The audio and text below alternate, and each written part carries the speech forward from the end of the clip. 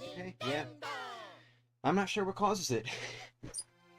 I'm not sure what causes it. I even made sure to, like, properly stop the curtain opening and switch to another scene before, you know, before this stream. Thought maybe that would fix the issue where, like, you can see everything beyond the curtain for a frame. No, it didn't. So I don't really know what causes it, but whatever. It's not the biggest deal. Just a little quirk of doing it on a stream. Won't see that on the video, though. On a video, sorry. But anyway. Heyo, hiyo, how's it going? We have 120 days left. That's such a special number, 120. There are so many things that revolve around that number for some reason. Especially in Mario. A lot of 120s. Think, like what, 120 beans in Partners in Time, 120 collectibles in a lot of 3D Marios. It's a very special number. And it's about to be even more special. Because we are going to be finishing Mario Luigi Partners in Time today, which also means tonight's going to be a little busy because I'm going to have to do some setup for Bowser's Inside Story. But, you know, maybe I'll just skip a day since I want to stream Thousand Year Door tomorrow anyway. Might be a little difficult to do both. Question mark. But anyway. We got Bowser's Inside Story tomorrow, but for now, let's focus on Mario & Luigi Partners in Time. This is going to be a decently sized stream. This one might actually be closer to maybe 3 hours? Might be closer to 3 hours, because we have the final area, and then we got the final boss and all that, and the ending, yada yada yada.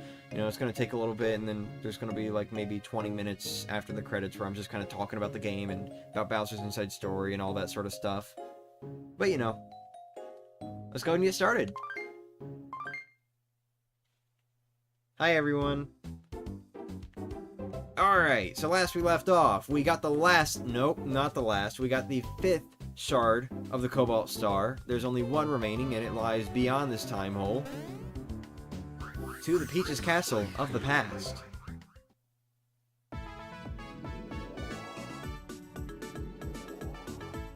By the way, y'all didn't tell me my audio balancing was shit. At least in my opinion. So, like, when it comes to audio balancing on streams and stuff like that, my general preference is that the game is a little more than just, like, a tiny bit quieter. Like, I do generally prefer that it's, like, 1/3 game audio, 2/3 commentator voice, you know? So it's like, I don't know. When I went to clip the red shell moment, I was, like, talking a little bit quieter, and it kind of sounded like my voice and the game audio were very even, which, you know, no thanks. I don't like that. I do like being able to hear myself in the event that I ever make a highlight video or something like that. So, you know, sorry, but I will be lowering the game audio a little bit moving forward. Sorry about that. But anyway, it's already 9 p.m.? Yeah, I guess so.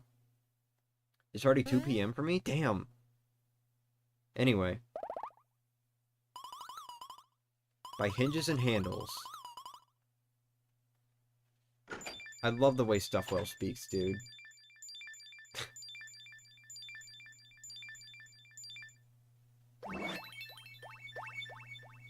And now I can resume my white text commentary. So, like, the big gimmick with Mario & Luigi Nerve Mode, or Partners in Time Nerve Mode, was because I had to re-edit the videos, I was like, hey, you know, it would be pretty funny if, like, you know, I got, like, the white text commentary that's, you know, like I always got that going on at the bottom of the screen, but then, you know, for any new text or new things that I want to add on now that I'm re-editing the videos, that will be 2021 me, because the white text was 2020 me, the yellow text will be 2021 me, so it's like past me and present me talking. So that was yellow text was present me. I did yellow text, but then, like, because I hadn't actually recorded the finale in 2020, that was like, okay, well, these videos aren't going to be re-edited, they're getting edited for the first time, so I'll just go back to the white text now. And I said that as the star was shining. I said, I'll resume my white text commentary. Back to adventure.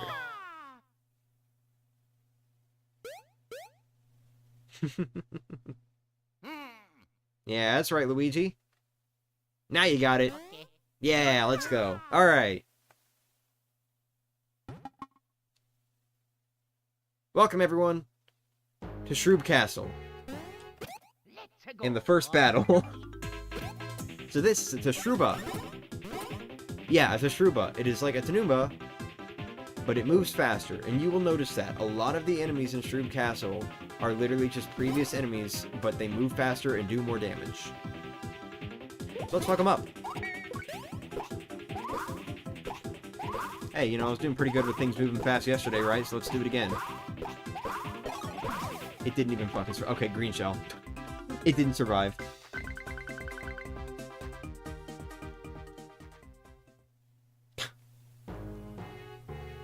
Anyway. So, like I said, this stream's probably going to be a little bit longer. Probably going to be closer to like 3 hours because of how long this area is. And because of the final battle sequence and all that. Because, you know, it's not as short as Superstar Sagas at all. But, you know. I think this might be the last of this type of puzzle. But I feel like there's a chance it might still be somewhere later into the castle. I don't know, though. I think this is the last one. Call the finale. Hey, welcome.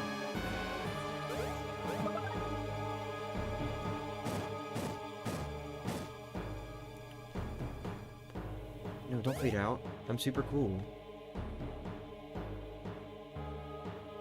I'm super fucking cool. I remembered it. Ha! Oh, wait, moving platform. Yeah, there it is. Hi.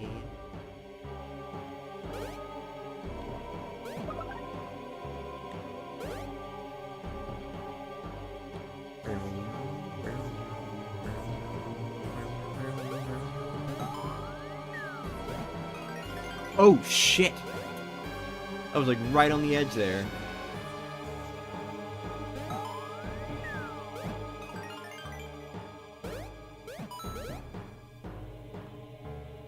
We really don't have to care about coins at this point.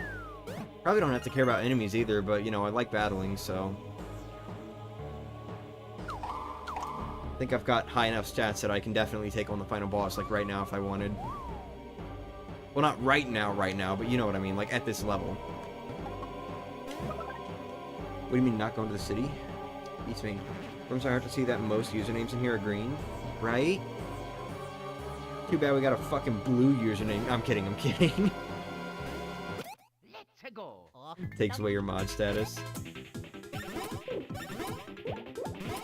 It's so interesting, actually. So, like, they let you back out of the menu with L, or you can still play like it's Superstar Saga and just back out of it with, like, the left or right on the D-pad. That's weird. Maybe Superstar Saga... No, I don't think it did, actually. I don't think Superstar Saga allowed that. Oh well, I'm gonna miss that, honestly. I think Bowser's Inside Story is the first one that doesn't let you go left or right out of menus. It's like the first one that tries to be more what we consider modern Mario and Luigi now. Not, like, all the way there yet, but, you know, it was like a transitionary game, in my opinion, between... I don't know, okay, so it's like, it's kind of hard to describe, but when I look at Bowser's Inside Story, like, its gameplay, it's very different from both before and after. It's the only one in the series like itself, if that makes sense.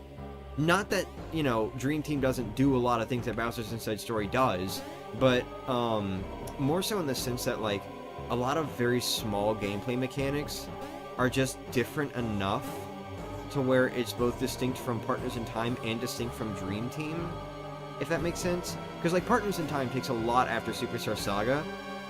In Dream Team, you know, it set the precedent for Paper Jam and the remakes, so, like, you kind of have, like, classic Mario and Luigi, and you have modern Mario and Luigi, and then you have Bowser's Inside Story, which is, like, in between them, generally lumped in with classic, because it's more like classic than modern, but it still does a lot of things that kind of became modern Mario and Luigi mechanics. Like, you know, the sheer length of time that you can hold your hammer out when countering. You cannot hold it out for that long in Partners in Time or Superstar Saga, especially not Superstar Saga. Let's go. And, you know, like, graphically, they put more effort into, like, the animations than there was already being put in, I guess. You know, it looks more distinct from Superstar Saga than Partners in Time does as well.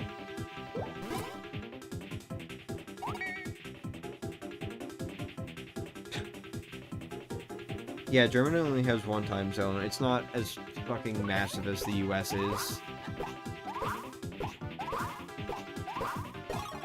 I'm trying to remember, are there any European countries that are big enough to where they're split between 2 time zones? I feel like if any, it would probably be like the 3 ones that are like super far north. But I'm not sure if they are. I don't know, I don't study time zone maps. Hey, Craig! Yeah, already at the end of Partners in Time. This game's very well paced, and also very short. Got it out in a nice, even 8 streams. Can we play Splatoon 2? Alright, that's fine. Have fun. Oh, speaking of, so, like, there's a sort of... There's like a... I don't know why they're doing this, but there's like a sale going on with Sparks of Hope right now. I think it's like... It's either 67% off or it's 67% the original price. I think it's 67% off. You can just buy the game for, like, really cheap right now, or if you want, for, like, the next... Well, at this point, like, the next 2 days, you can play the game for free. So get it while you can, if you're interested, I guess. It's, like, a lot cheaper right now.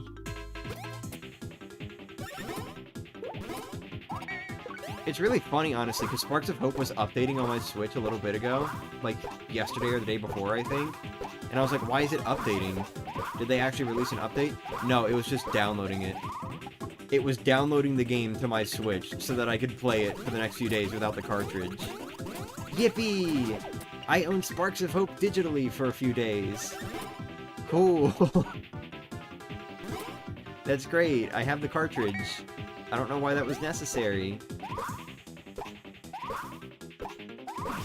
But, you know, whatever. As we figured out, Germany is only 4% of the US's mass. Oh, really? Roughly 20-hour RPGs aren't a bad thing, to be honest. Most are just too long today. Oh, yeah, no, I really like short RPGs, honestly. Well, not like... I don't want every RPG to be short. But, you know, Mario and Luigi, I'm definitely okay with these being short, just because they're not really meant to be super long RPGs. You know? Excuse me.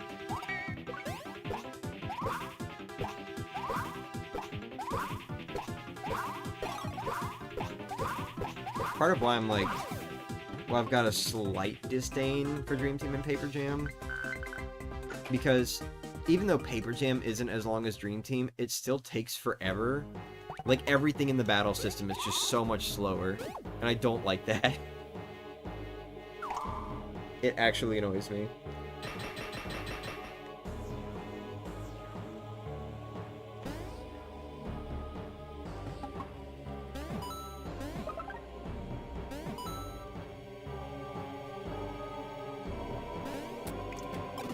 Good luck with the stream. I'll be back soon. Alright, see ya. Thanks for dropping in.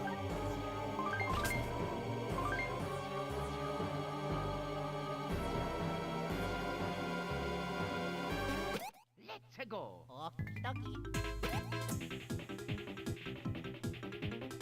Alright, so say hi to the enemies that I was trying to base my timing off of all last stream. These are the soul bubbles. They are literally love bubbles, but again, they are stronger and faster. That is their thing.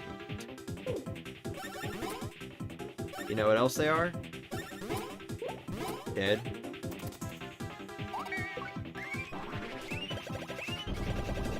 That's it. If my mashing is a little bit slower today, I am sorry. I had to do some weed eating yesterday, so my arms are like really sore. But I'm gonna try to keep up the mashing anyway. You really don't have to mash mixed flour for that long, though.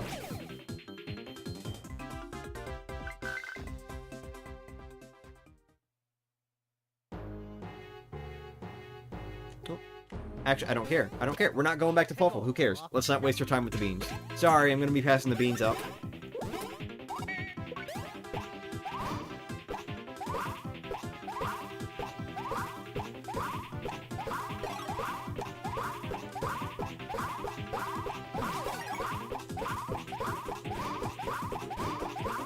Damn! Dude, it would be so cool if I could just... Yeah, that's right. It would be so cool if I could just pull off that shit that I did yesterday. Those were the longest red shells I've ever done. Like, genuinely, I don't think I've ever held red shells going for that long. It was so cool. I clipped it and, like, posted it to Twitter for anyone who missed it.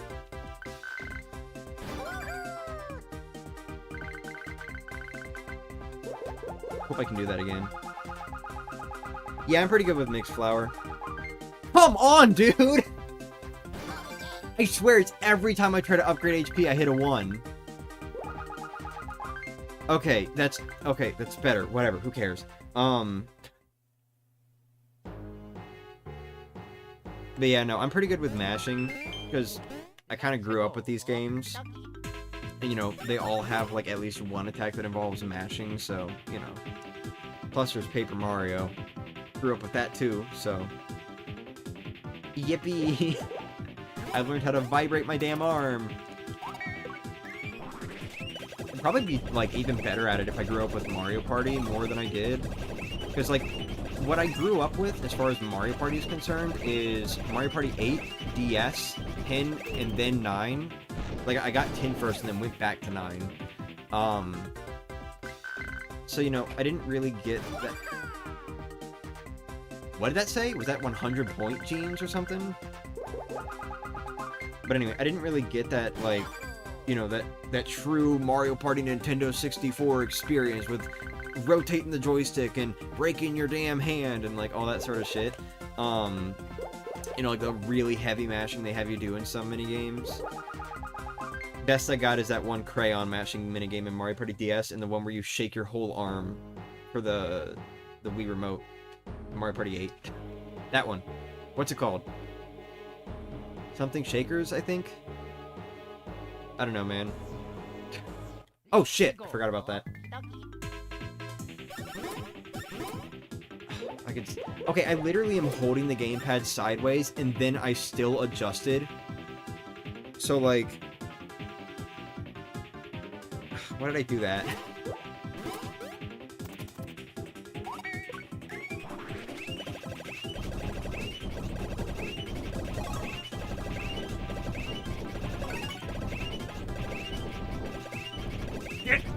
I cannot keep it up, dude. My arms are so fucking sore from yesterday. Start talking on the server with 3,000 plus members. Other channels I'm talking in are only open to like 130 members. And a lot of the mods started having casual talks with me. I felt nervous. Aw. Shake it up. Oh, yeah, the soda can one. Yeah. It's just shake it up? Okay. I get you. I feel nervous whenever, like, mods or people that I've, like, kind of followed for a while or whoever just start talking to me. I hate it, too, because, like, they're literally just people. Oh, 100-point pants. My bad. I forgot? I forgot about those. Dude, you gotta understand.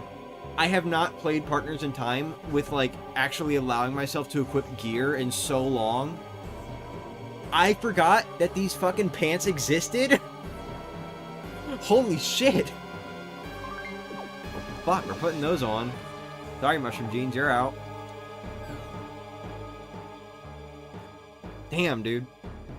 But, you know, I hate it because, like, they're literally just people, but I still get nervous for some reason. I guess because, like, in some cases, it's someone that I've, like, you know, in a lot of cases, it's someone that I've, like, looked up to. And so it's, like, it's hard to kind of break out of that being nervous and just be like, yeah, we're friends, you know?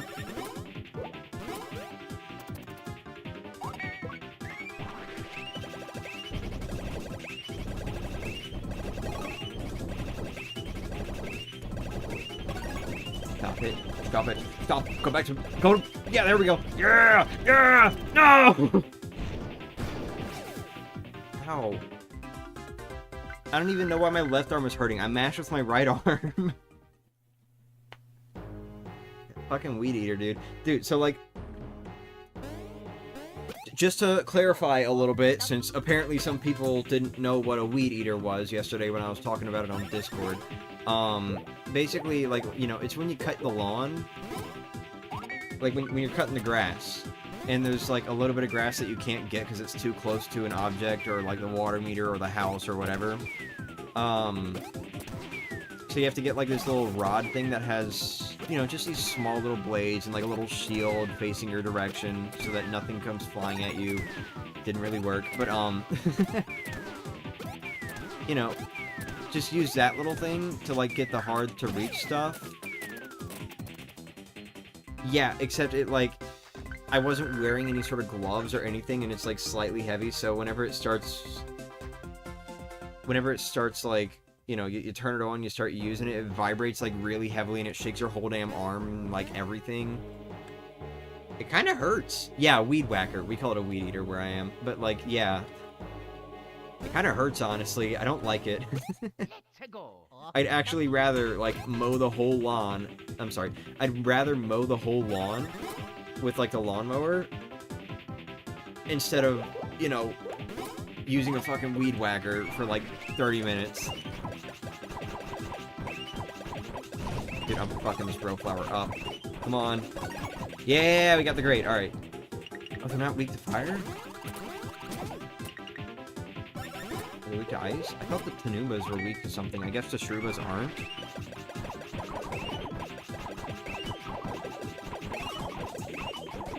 Oh, shit! It switched, like, way quicker than I thought it would. Alright, Mash eggs.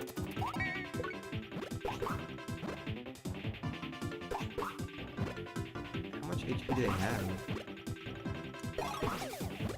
Oh, well, it doesn't matter now. Alright.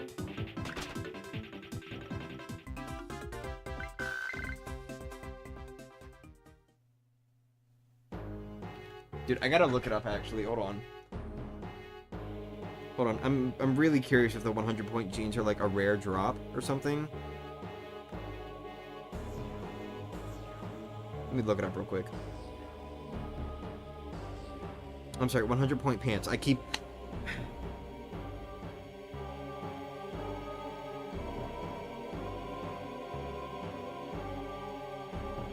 Oh. Well, I guess that's where the treasure badge comes in.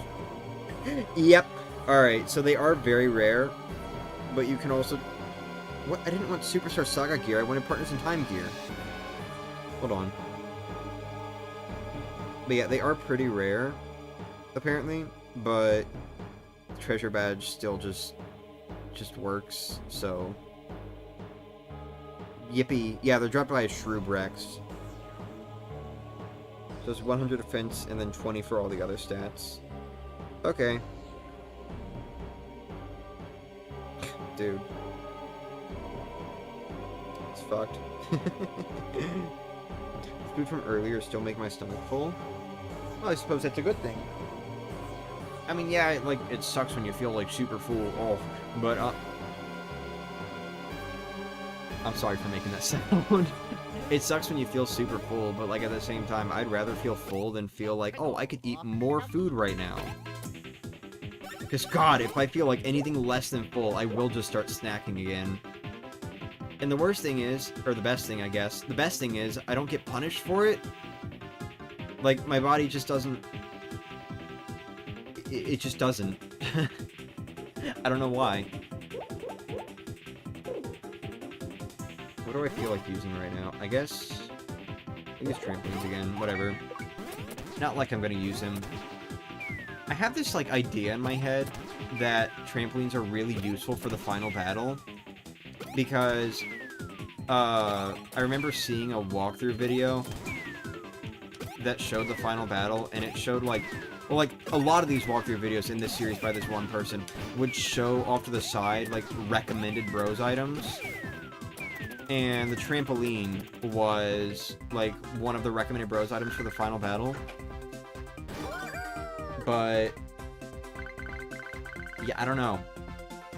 I don't know about that, because, like, I've played the game enough now to know that trampolines and copy flowers basically do the same thing. So I feel like it's just a matter of whichever one you're better at, honestly. Only thing that's really different about trampolines is just that they target multiple enemies, where copy flower is a single successive.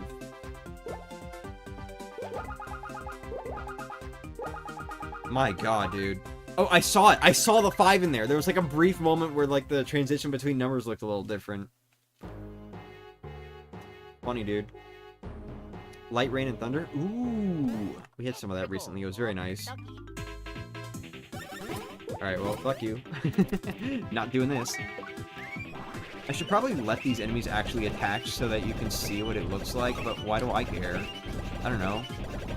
Not like I'm doing a genuine playthrough of this series. This is just like playing the game, the countdown or whatever. You know, maybe I would do good at rally blocks. Damn it.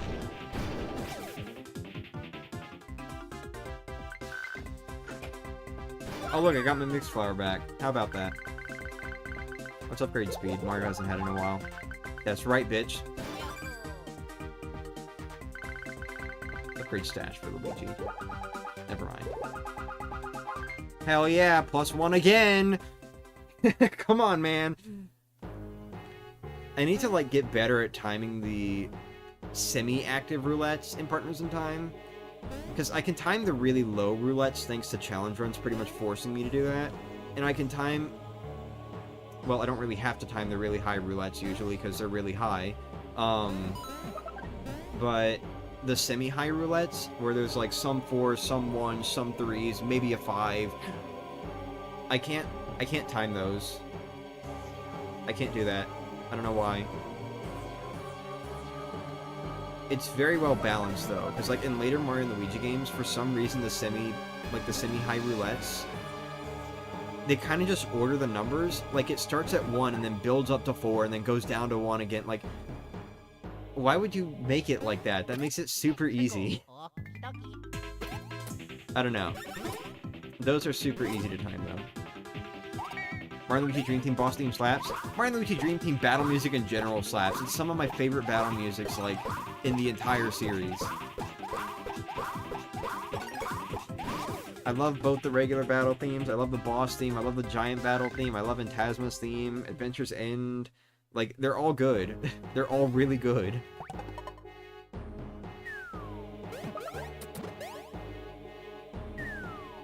Dream Team's just got, like, one of the best soundtracks in the series, in my opinion, honestly.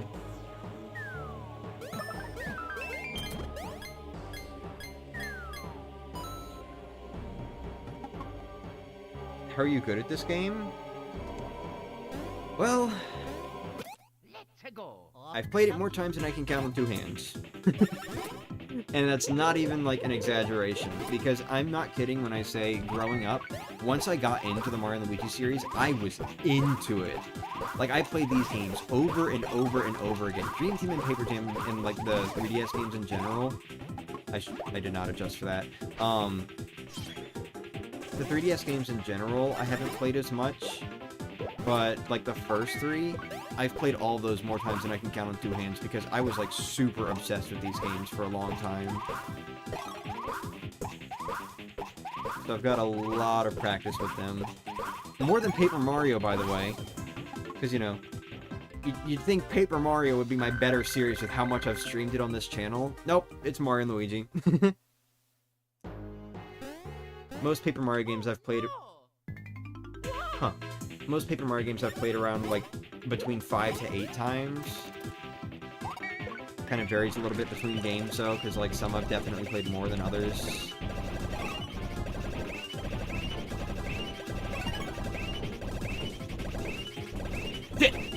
No! No! It kept switching up in ways I wasn't expecting. Whatever, it's overkill to keep going anyway. Got my driver's ed done early so I can come watch. Ooh, that's nice. Glad it's going well.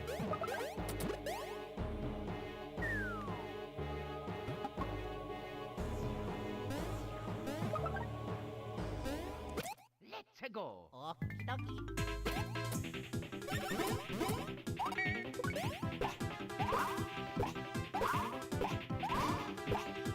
I hope you guys see what I mean, by the way. Because I feel like I've brought this up a few times throughout this series. I hope you see what I mean when I say this game hands you so many bros items, it's literally just inconsequential. That's kind of one of my issues with the game. Not that, you know, it's really too different from the other Mario & Luigi's, but... You know, how many battles have I actually won by just using regular attacks? I've been using bros items this entire time. The whole time. And it's just never been an issue. I've never, like, you know, it was more of an issue earlier game, when I had less of them. But late game,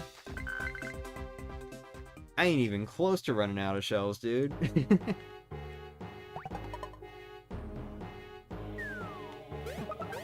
Oh, there's another Dire Free. Why does this game hand out so many Dire Free badges? It's weird.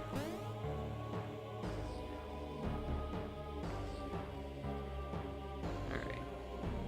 Almost done exploring. As soon as I'm done, like, exploring and clearing out all the enemies and stuff, we'll actually, you know... Oh, look, a rally block. You know what? Let's test it. Let's see how well I can do. Without just spamming the buttons.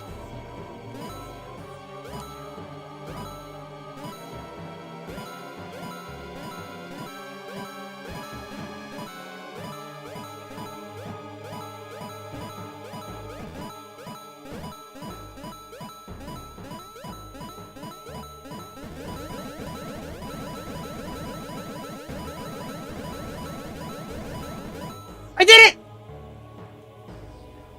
I did it! I've done it! I finally got a 50 on a rally block! Yeah, I'm sorry. As soon as it started getting too fast, I started spamming again because I realized I couldn't keep up. I did it! I finally got 50 on a rally block and partners in time! Let's fucking go! Hell yeah, dude. That's it. That's the highest you can go with them. Shit, now I gotta work on getting 99 in, like, every other game. I wonder how high they can go in Paper Jam, actually, because those are a little different. Chat's quiet today? Yeah. It is what it is, though.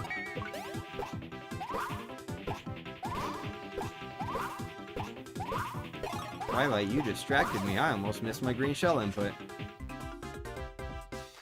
Just wasn't loading for me? Aww.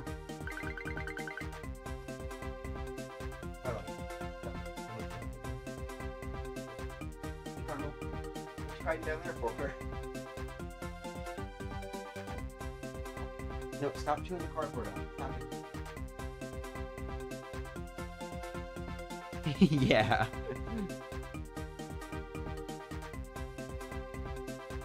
Some bros items feel like cheating because they're so powerful. Some of them need to be balanced more. Oh yeah, for sure. No, the bros items are not very well balanced in this game, in my opinion. You know, especially because, you know, there are 4 of them. Especially considering there are 4 bros items that just go on infinitely for some fucking reason. Did we really need that many? Even just having 1 attack that can go on infinitely is insanely broken. Like, I definitely understand the later games just not having those. Honestly.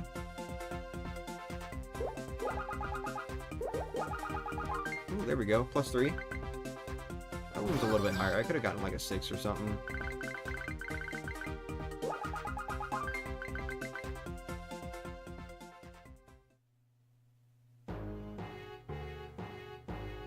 Dude, we're fucking winning with this series. New red shell record, or new red shell personal best. Finally maxing out the rally block for once in my damn life. We're doing great today, and yesterday, and like this whole series pretty much.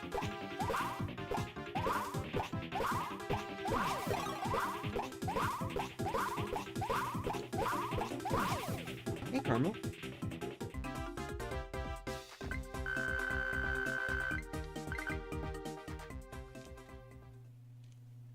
Hi.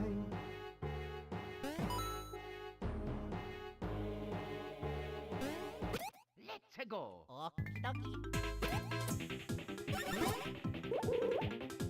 Yeah, if this game ever gets a remake, they definitely gotta, like, tone down the mixed flowers a bit, too. Like, I get that it's supposed to be, like, you know, the big, super powerful final attack that you can do, but, like... You can do 999 damage very easily if you get a lucky hit and have higher attack power than what I currently have. And it hits everything. I think that's a little bit powerful, you know? Maybe just a little bit.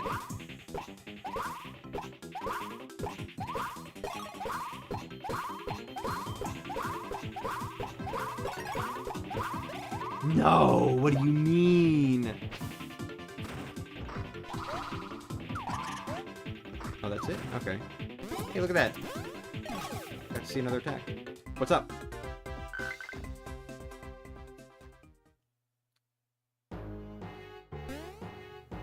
Talking about Splatoon.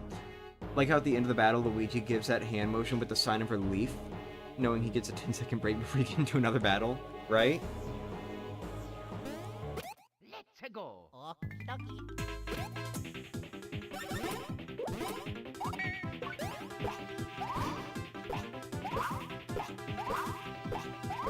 Well, you know, we have made it pretty clear at this point, there is no more staying out of danger.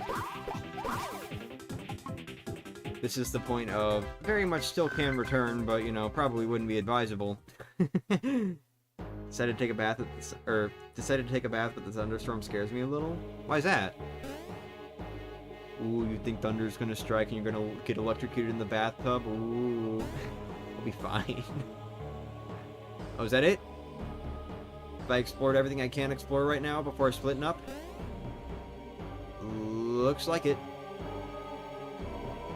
Alright. Well, I guess I'll just leave the babies here, actually. Smarter to travel with the bros since they can actually move quicker.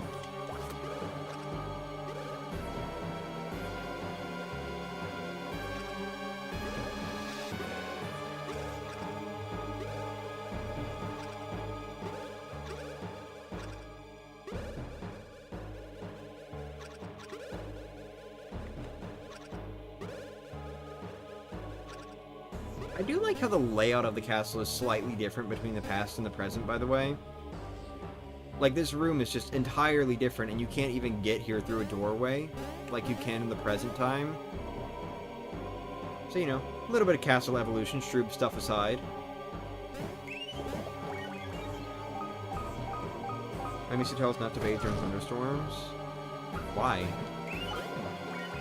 I'm sure you'll be fine.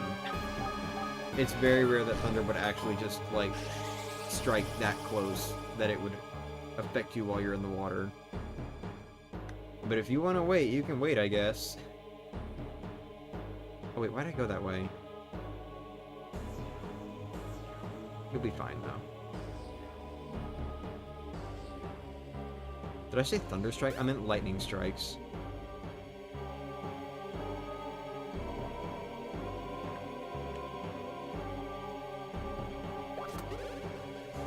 You know, actually, on second thought, don't take a bath during the thunderstorm. I don't want to be liable in case some bad chance shit happens. Don't want that on my mind.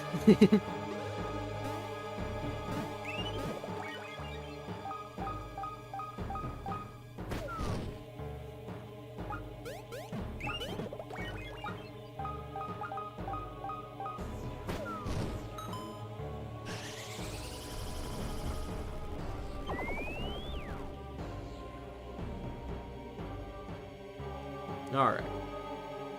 Not even gonna worry about the babies since there's a block. I think there should be a block.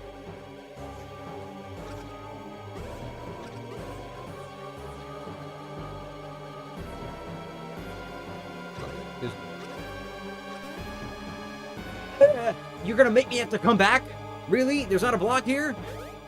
Damn. Got a fucking pipe and there's just no block. Rude.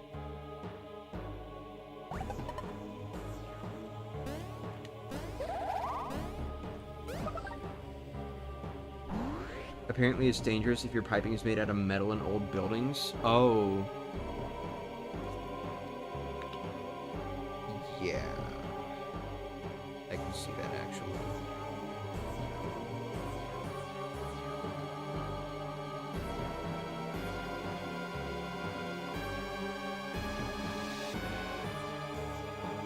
While a lot of our plumbing here is like still made with lead pipes or something like that.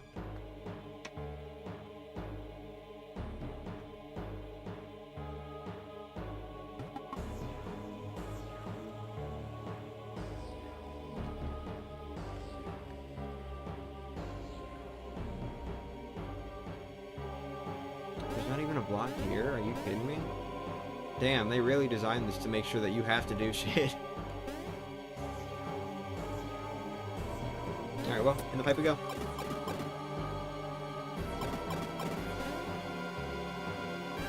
Don't care.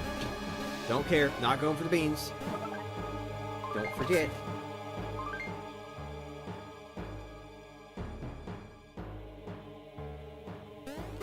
Let's go.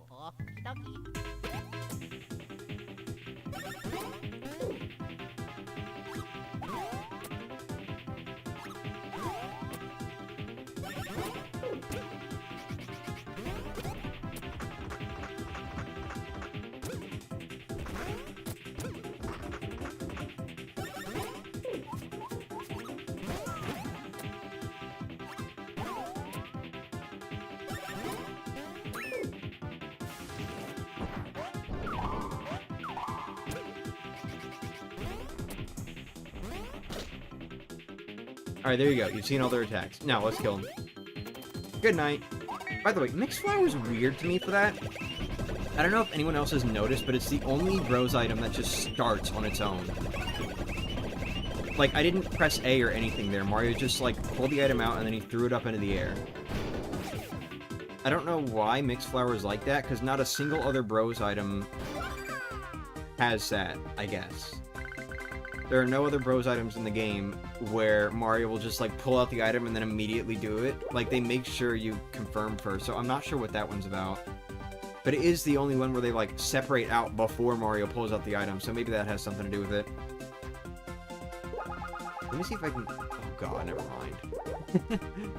I mean, I don't know. I mean, let's do this one. I want to get Mario's stash as high as possible. You know, because, like, we're getting so close to, like, having a similar situation as Superstar Saga, where, like, all but one of Mario's stats are triple digits. Oh no. So, like, why the fuck not? Let's just start upgrading stash now. I'm sure we'll get enough defense, I think it was. I'm sure we'll get enough defense before, you know, before the final boss.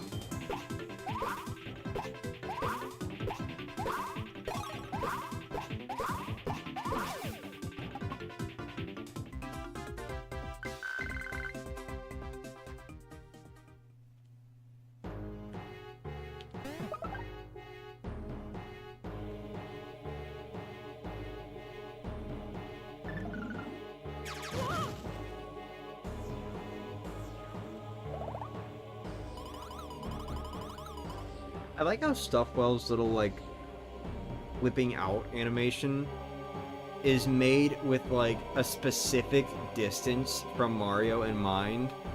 So in any instance where he has to flip out farther or flip out closer, it just looks super awkward. It's really funny. Same for going back in. It'd be interesting if they had Mr. L in certain parts of the Mario RPGs to keep you on edge.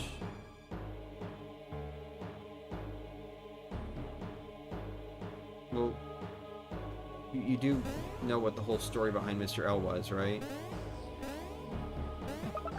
Like, I don't think they could just, like, stick him in. Let's go. Alright, let me show off what the Shroob's worths do.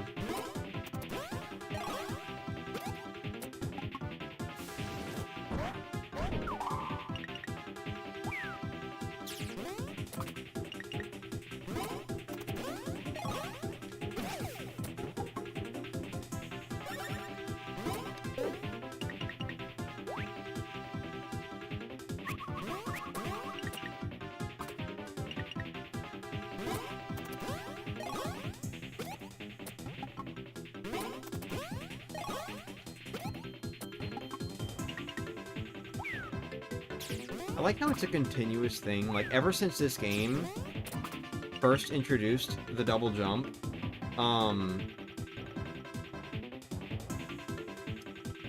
ever since this game first introduced a double jump, it's just always been like a consistent detail that Mario flips backward. And I didn't get to show it there. But Mario flips backward while Luigi flips forward. That's always been a detail. Very good, honestly. He didn't even do anything! Dude, okay. I thought he was supposed to do something. Didn't he have an attack or something? I don't know, whatever. Let's just take him out.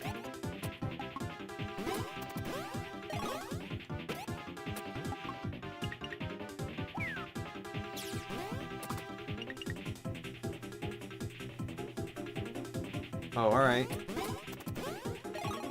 Yeah, Mr. L will be taken over. They did something to him, but I forget what. The whole thing with Mr. L was that, yes, he was hypnotized by Nastasia, or Nastasha, however her name is pronounced.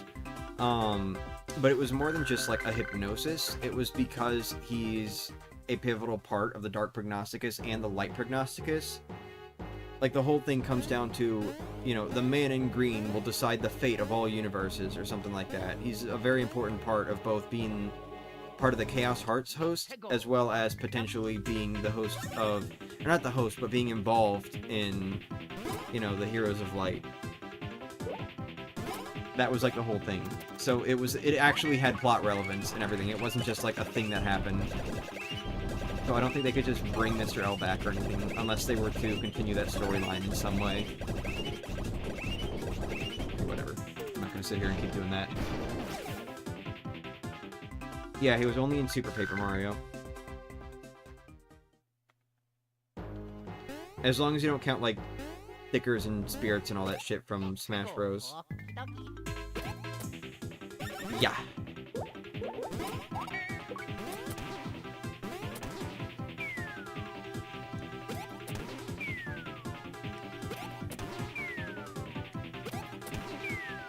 Dude, you have no idea how much I love the wavy shockwave ground effect. It just looks so good. I don't understand why other games don't do this more. I mean, like, the actual 3D model games, I can see why. Because, you know, it's all 3D modeled and shit. But, like, Bowser's Inside Story, at least, like, why didn't it do the wavy ground thing more? You know? Oh well. Actually, you know what? No, I'm gonna get on the remakes case for it too. The remakes also had 2D ground, sort of. It was like a mix of like 2D and 3D for the remakes, but you know.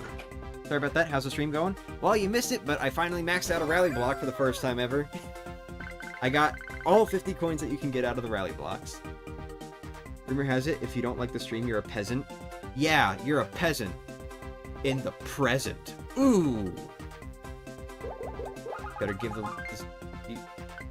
the stream a like if you want to see me get a +1 on stash again. Well, someone didn't like the stream.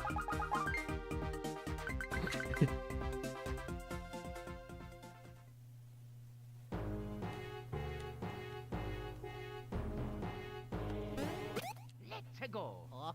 Hi, Carmel. Hi there. Rabbits are so precious. For like anyone who's ever like looking to get a pet that's easy to take care of, but you know, still like not like, oh, you can just ignore it. You can't ignore rabbits, but like, you know, if anyone ever needs to like get a pet that's easy to take care of and is very loving and will give you attention as long as you are loving to it, rabbits are the way to go. Rabbits are very sweet and also very playful. Just so long as you're, like, feeding that into them. Don't ignore your bunnies. Hi. Yes, I'm talking about you. Hey.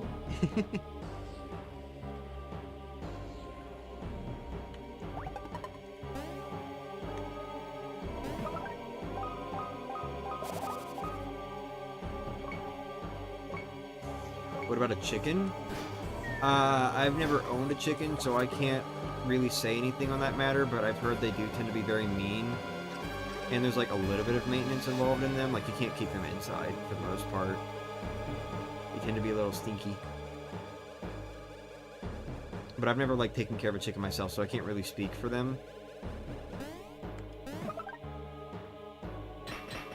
Easy to take care of, and it's cute and stupid. Amazing. Chicken it. Don't say that. Oh, hey, it doesn't have the weird lighting problem that the present time version has. That's interesting.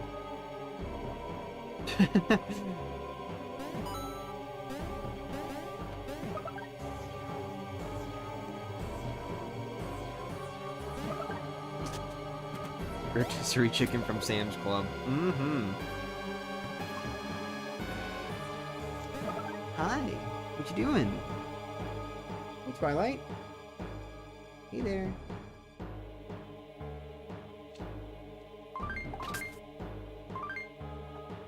Oh, by the way, I've realized, so remember how I mentioned, like, oh, well, actually, the Bowser's Inside Story remake saves just as quickly as save albums do in Partners in Time. I've realized, that probably has more to do with the fact that I was playing on an emulator on my computer than the actual hardware. I don't think the hardware actually saves that quickly. Because, like, I tested out Superstar Saga's remake a few days ago to make sure that one runs fine. And it also saved super quickly, like, way quicker than I remember it saving, so I think it might just have more to do with, like, the emulator and all that. So, sorry for spreading misinfo. Whoopsie daisy.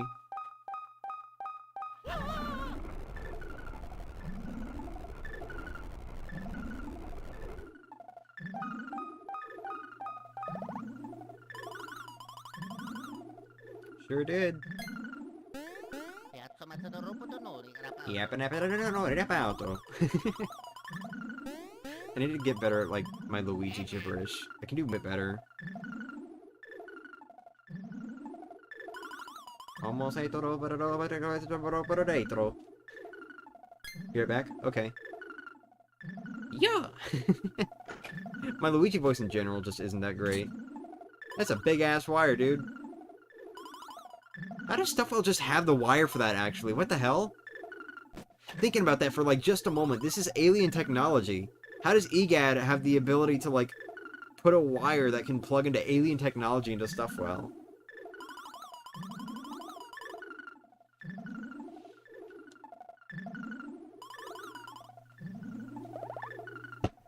What the hell? What? What? What's wrong?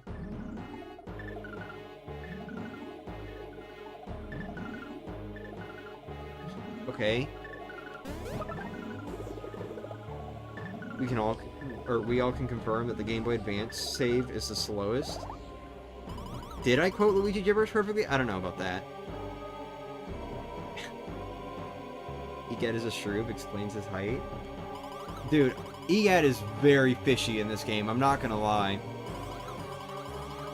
How does this guy not remember, like, anything that happened from the past? You know, never mind the fact that he's on Thwomp Volcano and then he migrates to Boo Woods. Like, he still should have known that something was going on, seeing fucking alien ships flying through the sky. Or am I really supposed to believe that he's just that absorbed in his work? I don't know about that. I don't know. Egad's really fishy in this game. At the very least, I feel like he would have heard about what happened.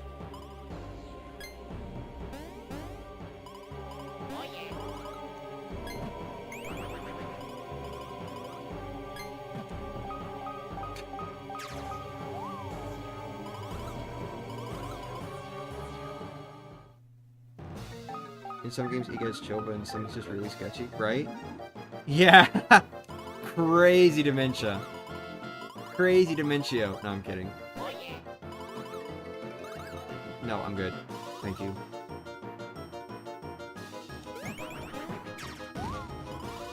Stop talking! Let me do the thing!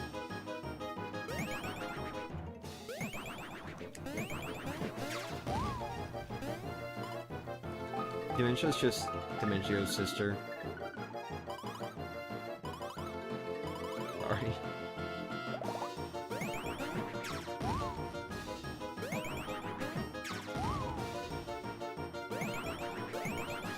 Oopsie.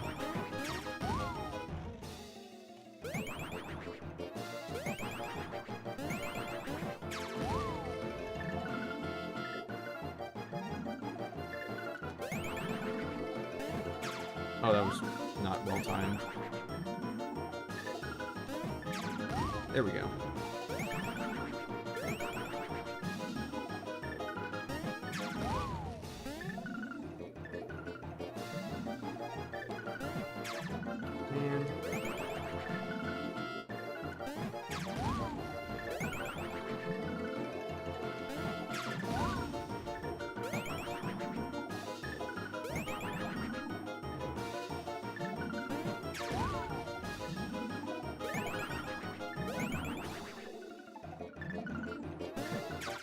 There we go. Do you hear Dementia cause dementia to Luigi at one point? That is true. He did do that, didn't he? A little bit with the stage's help, but you know.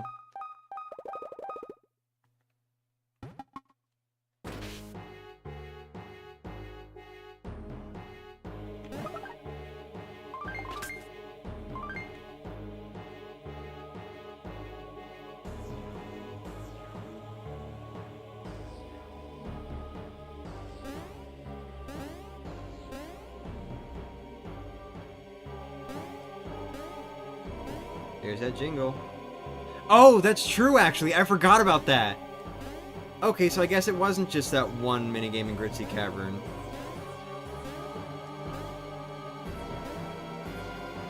Damn.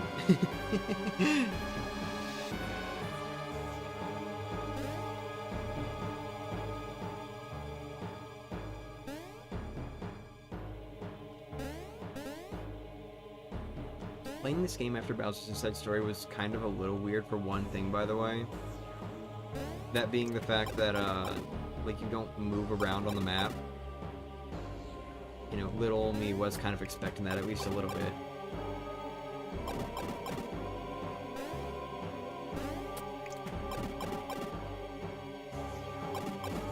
Here we go. I am kind of hoping the stream is around 3 hours, but it might... I mean, at this point, it might be closer to 2.5, because I am moving a little bit quicker than I thought I would be. But I am kind of hoping the stream's around 3 hours, just because of the fact that I have a friend coming over around, like, 5:45, and I just want to reduce the amount of time I have to sit there and wait.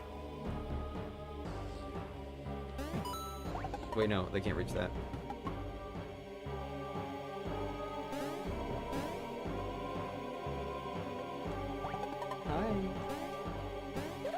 What's up?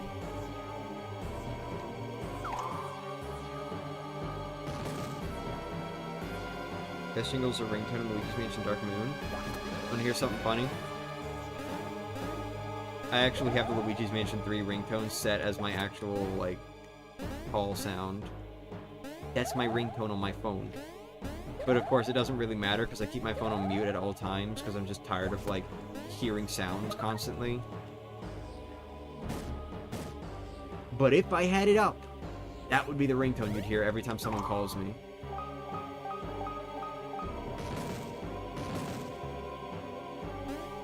Well, you wouldn't hear it necessarily, but you know.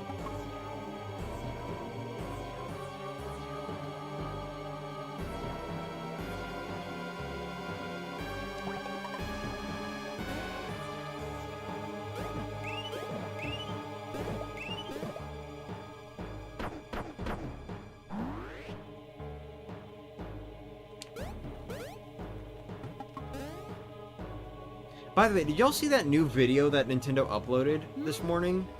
What the hell was that shit about?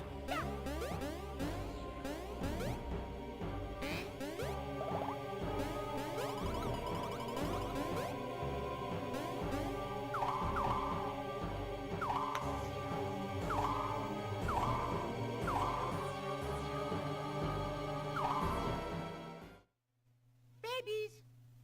Oh, Mario.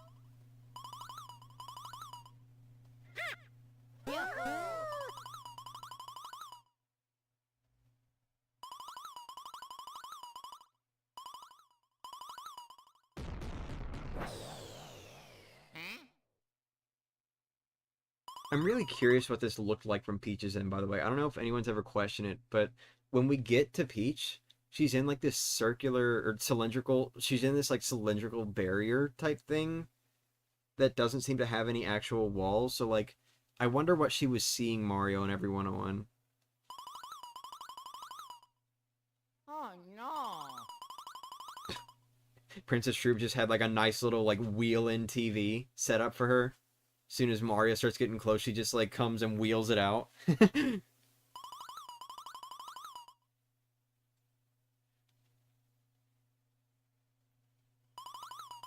marketing. Also Peggy 18. Yeah, it's rated M here. It's some sort of like... I mean, it looks like some sort of horror game, obviously, but, like, what is it? What is Emio? Or, I'm sorry, who is Emio? That was the description. It was literally just, like, the title was just Emio, but not like Emio announcement trailer or anything, just Emio. It was just Emio. And the description was hashtag who is Emio? And that's it. That was all it was. I've never seen Nintendo post a video like that before. It's like they're setting up for some fucking horror ARG shit. ARG, sorry, horror ARG thing. But anyway, oh, welcome back.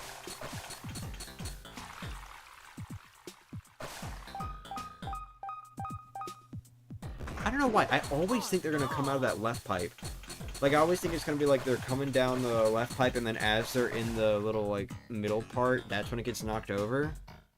But no, then they just come down like the right pipe. If it's Japanese, it's more like Emio? Maybe.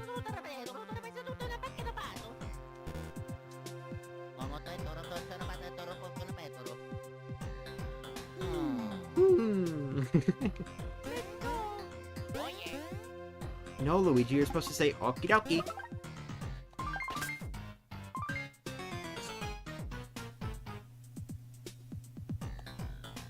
Anyway, this is part of why I was expecting this final area to take a little bit longer. Just because this area exists. Can I have to go through here?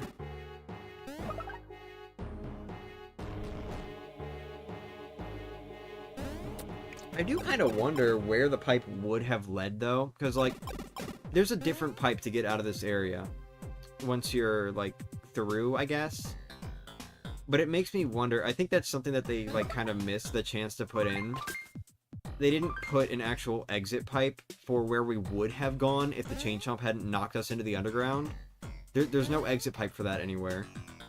They could have very easily just put, like a ledge that's too high to ever reach, and just have a pipe there that doesn't actually go anywhere. You know? I could have done that. Can you repeat the Luigi gibberish someone mentioned? Almost it wasn't exactly like that, but that was kind of the one that I mimicked. I need to mix flowers for this, what the hell? 2 red shells. Japanese text was saying the laughing man. Huh. I mean, I'm curious. I'm really curious about it.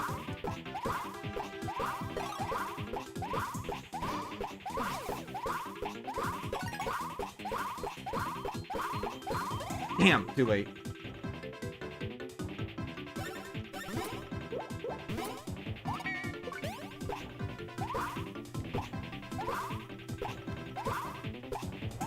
There we go. Rex. Yeah. Rex.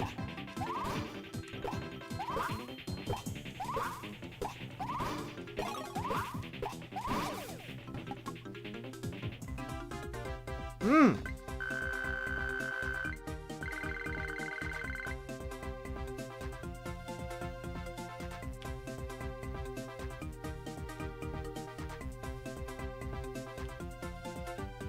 Sorry about that. Random headache for a moment.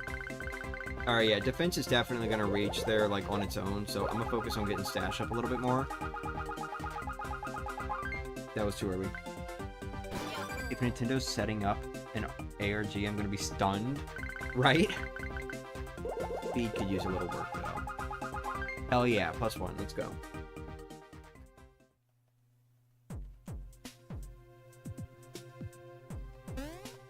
Let's go.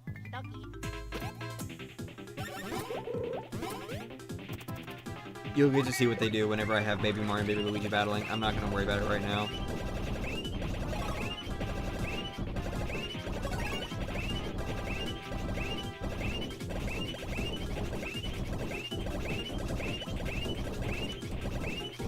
Holy shit! We're going! And it didn't even matter. I feel like there is a certain point where it just stops actually growing in attack power. You know? like, even though you can keep going, I don't think it actually continues growing in attack power. I think there is just kind of like a cutoff point. Oh well.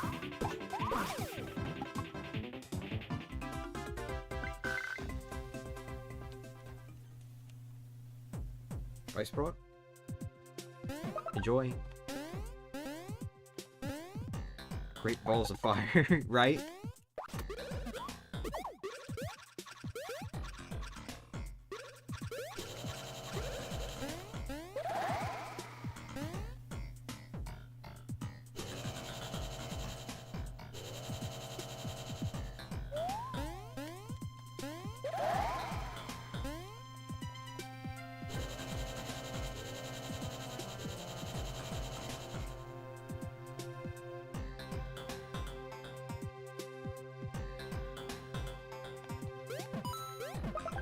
Face trousers.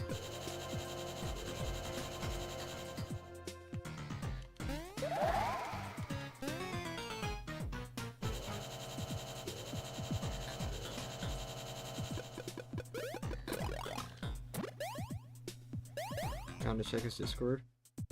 Cheese, check your Discord.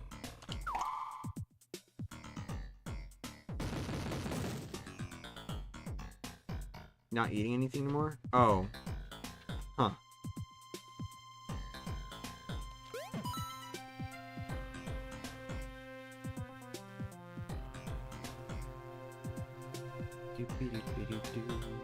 Wait, did I miss something? Oh, yeah, no, I already hit the button. Okay.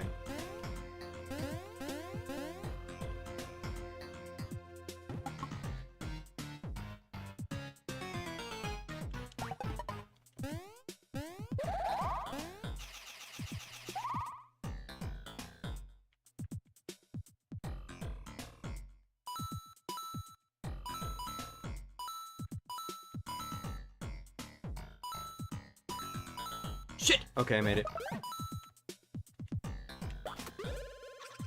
I remember, is there a block over here?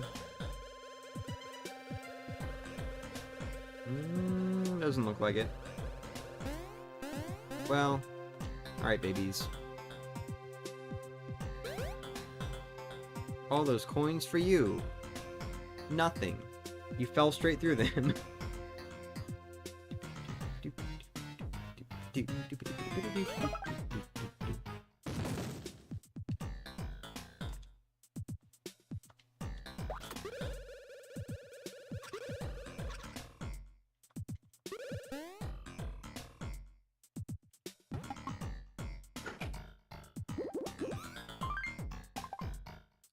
Ooh. It's a big speed drop. Stash goes up a little bit, though. And what about Luigi?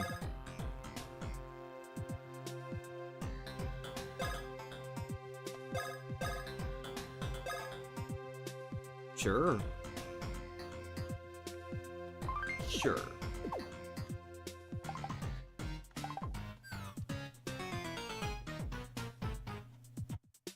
Let's go. Holy shit, look at this. I don't know why I did that. Now I got my Luigi's Mansion ringtone. Awesome.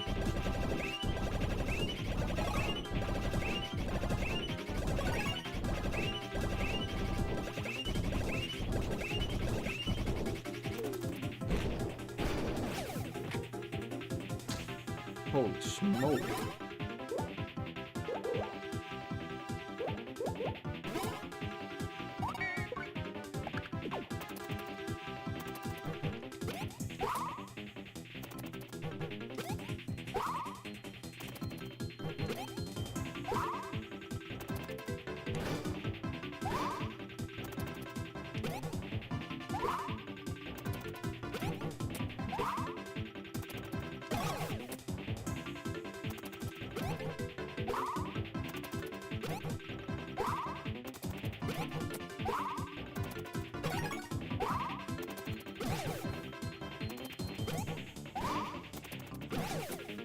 Here we go. That move needs to be nerfed. Nerfed? Use some of the sun? Yeah. Sure did, didn't I?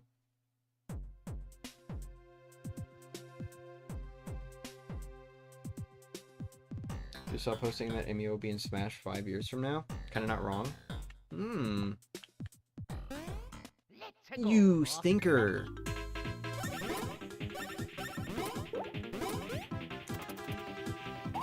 Well, let's do it again.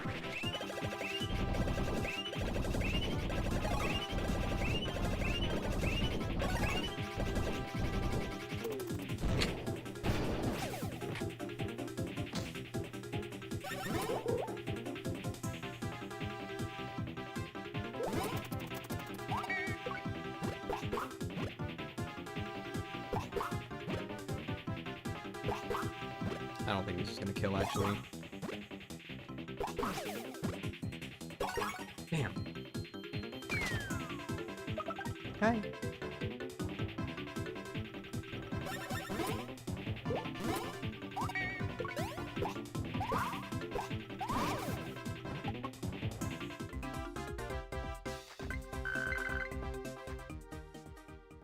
How they ditch the dead body away? Yeah, the Shroobs aren't really as polite as Mario and Luigi are they? This is just something that was in Gritty Desert I didn't really get to show because I took the other path, but here you go. Whoop-de-doo! You put the non-cheater back on? Sorry, bro. Not happening.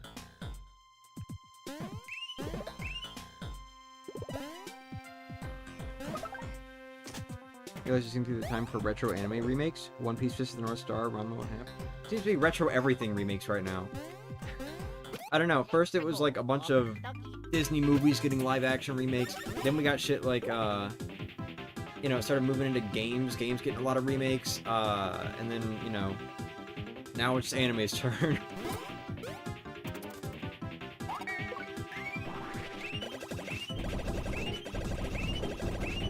I love how I just predicted that Baby Mario would be the next one there.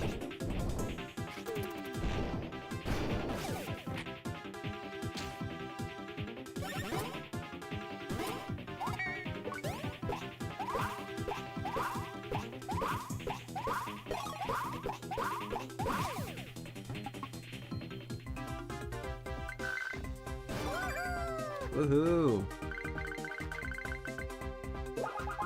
Let's fucking go.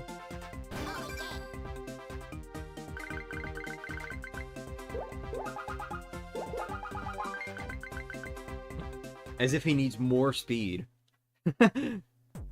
These babies have such a high amount of speed, it's really ridiculous. It's also hilarious when you think about it, but you know.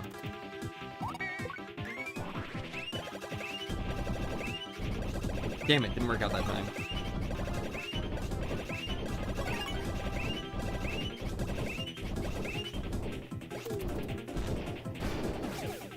Look at that! 749 with a lucky hit on that Shroob Rex. Told ya, if I had like higher attack power right now, I could get 999 with a lucky. Very easy way to do that. Max damage in one hit.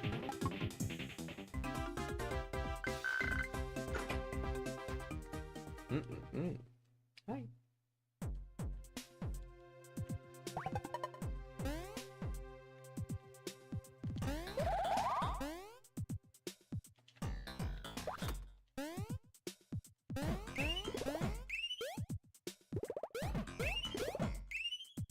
Baby Luigi did nothing. He was very useless. Can't go with the lyrics.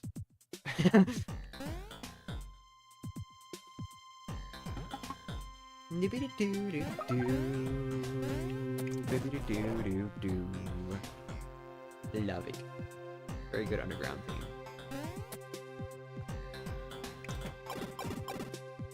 The old Piston North Star is actually quite enjoyable to me, so far at least.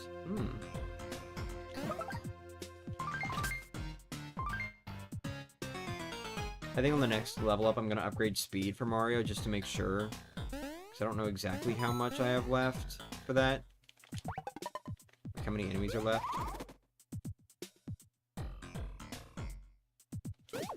Oh, look at this. True bombs.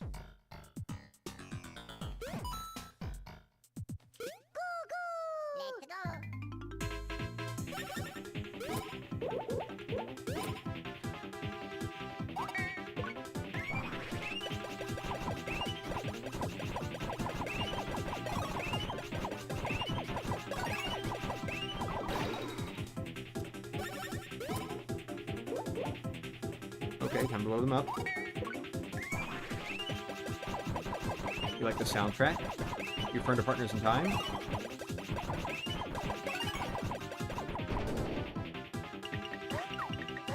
Ah! Don't pull your fucking hammer away!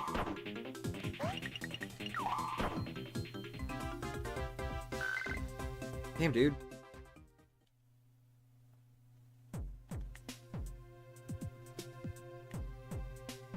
I'd rather not get, late game strong Bob-omb explosion in my face.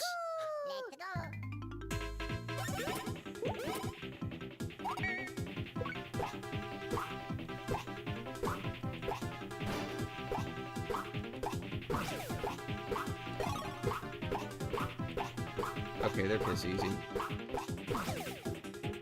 Realize you could watch Pokemon if you want to binge another show. Oh, you meant the Piss of the North Star soundtrack. Okay. Also, yeah, I could. I've actually been considering it for a long time. Just probably not gonna get started until, you know, back at college.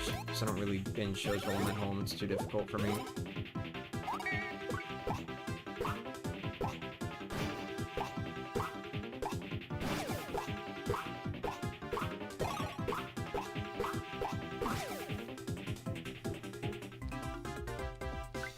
Plus, aren't, like, all the seasons of Pokemon just on, like, completely different platforms or something? Is there not a unified place to watch them?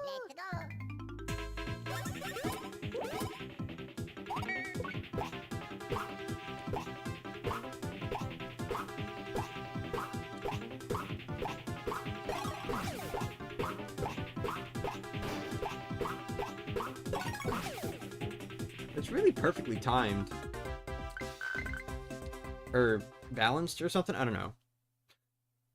Like, they both died on, like, the next rating increase.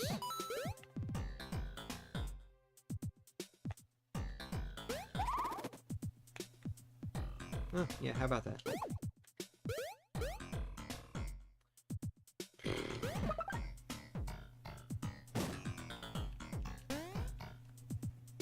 Have fun with the 1,000 plus episodes. Yay, yippee! I either get to watch 1,000 plus episodes of a kid's show, or I get to watch 1,000 plus episodes of fucking filler.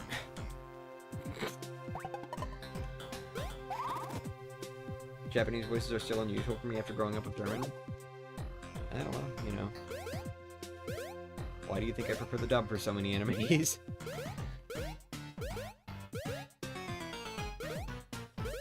Oh wait, I think there's nothing left to get here. Alright, let's go back.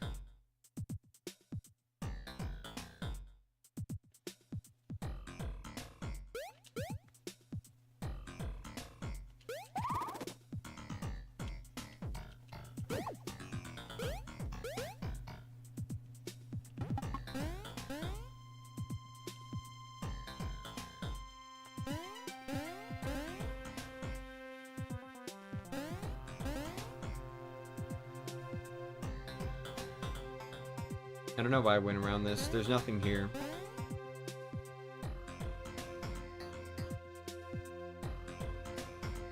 Let me see something. I like... Oh yeah. Huh. That's weird. I shall leave the bathroom. Be right back. Been sitting here for half an hour. Damn. What?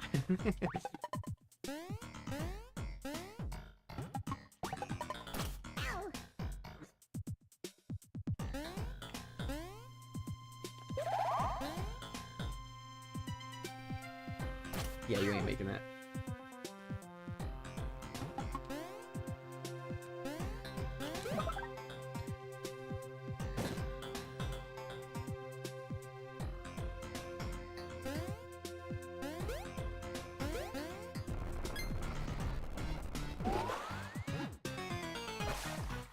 Ooh.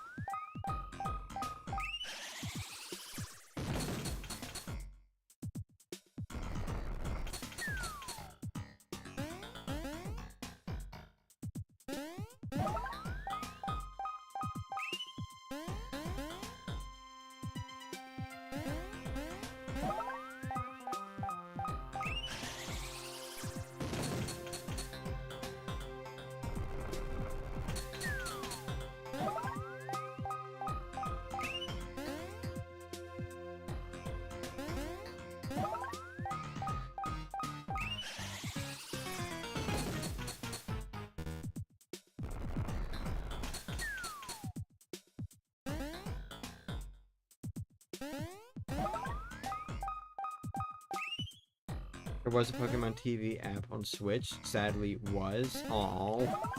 That's stupid. First Japanese opening of Pokemon is funny because Pikachu is walking under the dress of a woman and she screams. What the hell?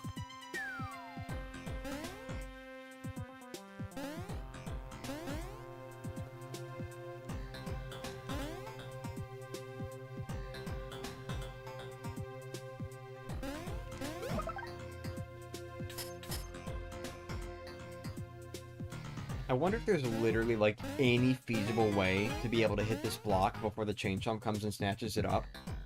I'm gonna say probably not. But you know. Sorry I was lurking. Off now. Good luck with the end of the stream. Alright, see ya. All good. Have a good one.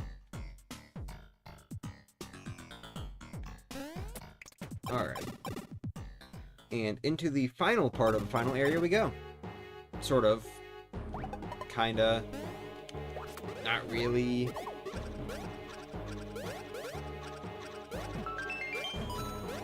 Go another area after this. Okay, let me check out the rocket chains real quick because I've gotten so many of those.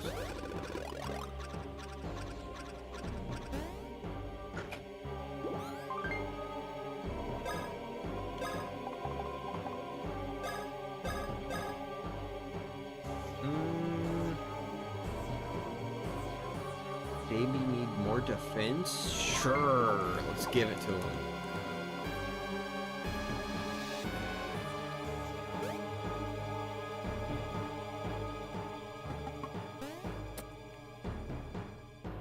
Oh, I just realized my fan's on. Dude.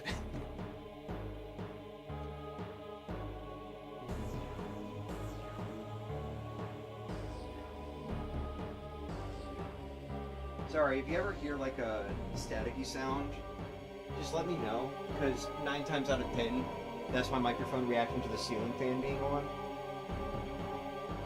I usually try to get it turned off before I start a stream, but sometimes I forget, so, you know. That's what that was, if anyone was hearing it.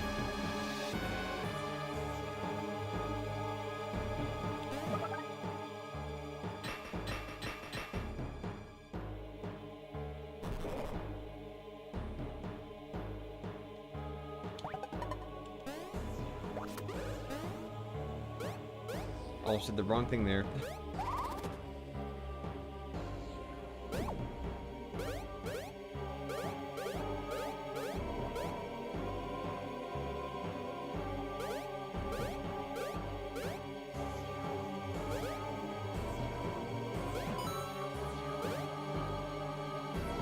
Guess now I can show off with the Eries too. Or not the Eries, the Ghoul guys.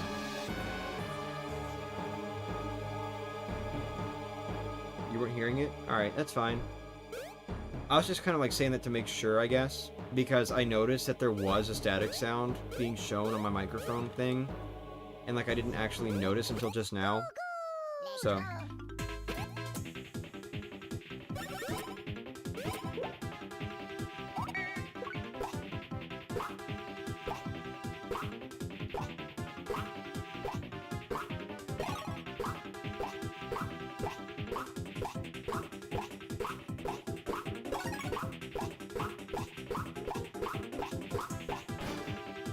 it didn't die.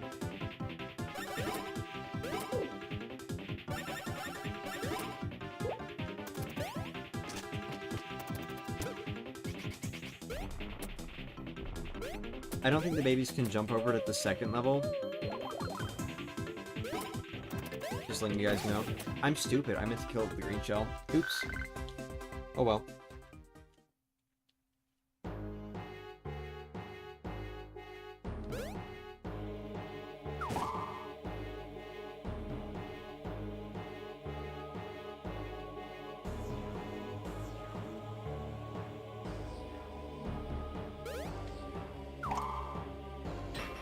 Open that gate up for the Mario Brothers. Get our freebies.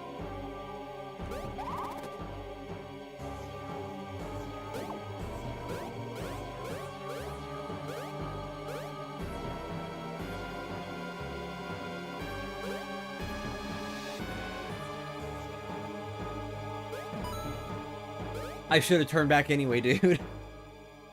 It's worthless. I don't need money at this point.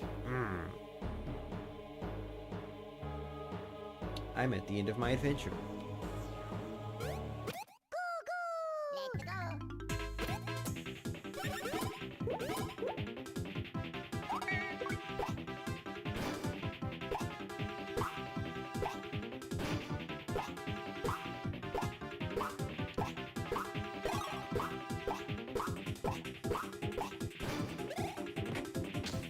How did I miss that? Weird. Oh wait, no.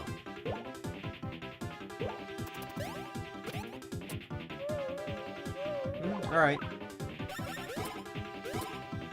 You're lost. I wonder what happens to the ghost guys and ghoul guys whenever they, like... Actually, I don't know if ghost guys do this, but... I wonder what happens to ghoul guys whenever they, like... give themselves up to an enemy to increase their stats, and then said enemy dies. Like, what happens to their spirit, or whatever? You know? I'm kind of wondering about that.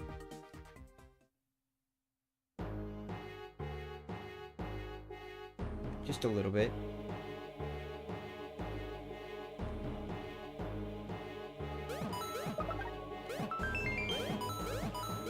Get up! Damn!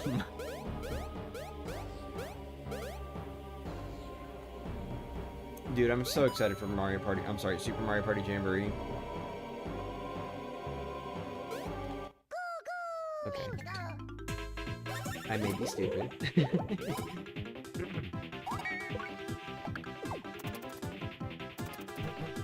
But yeah, I'm really excited to play it, honestly. I think I have kind of made up my mind over the course of... excuse me, over the course of one day.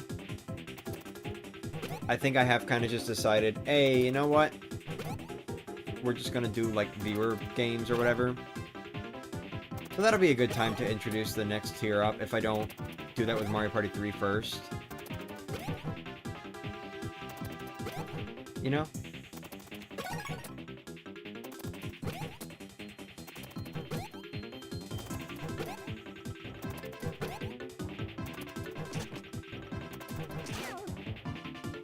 Oh, that was disappointing.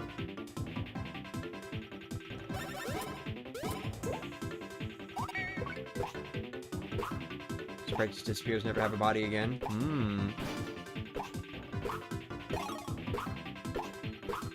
Yeah, I'll probably end up doing, like, a viewer games, or, like, some viewer game streams with Mario Party.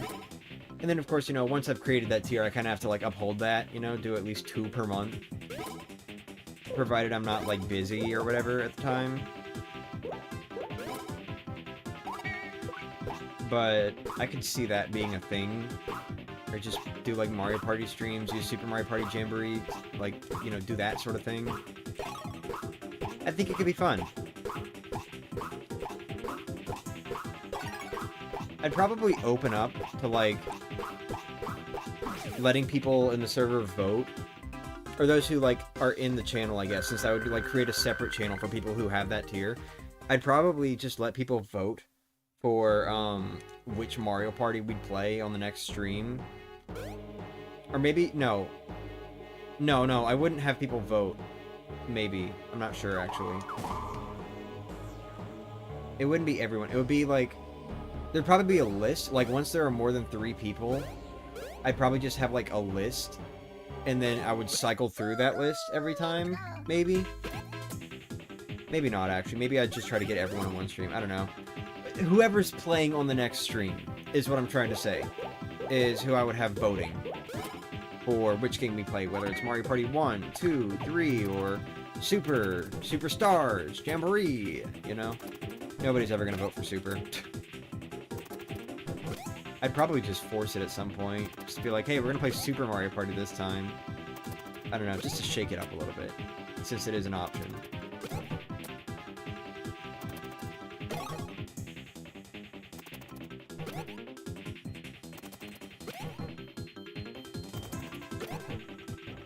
We'll see.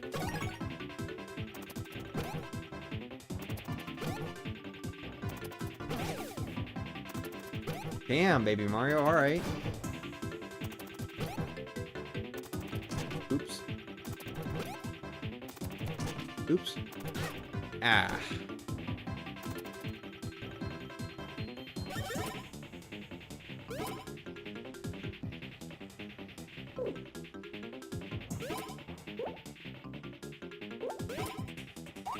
Welcome back.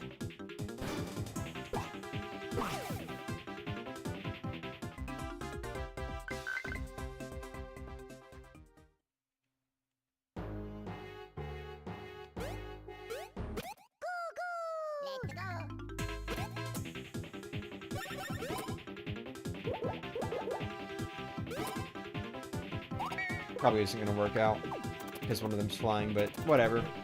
That and it's like they're closer to the edge of the screen than the previous battle. Oh well.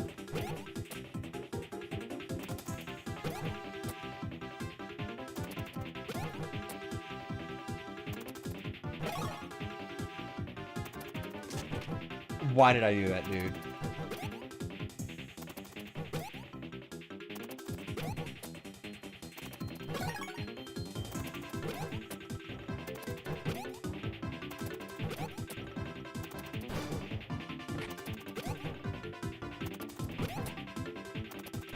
No! No! Half here doing something on the sidelines, that's alright. Hey, look at that.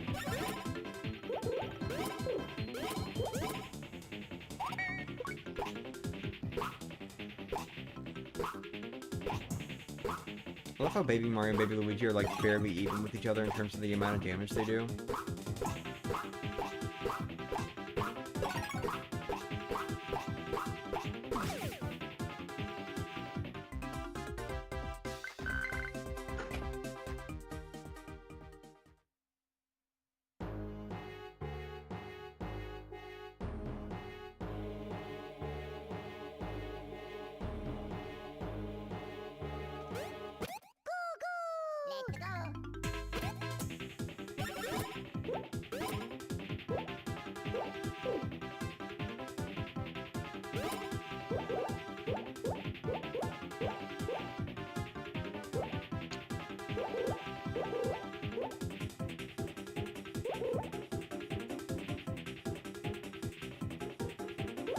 I don't know, man. Whatever. I'm not gonna focus on the ghoul guys anymore.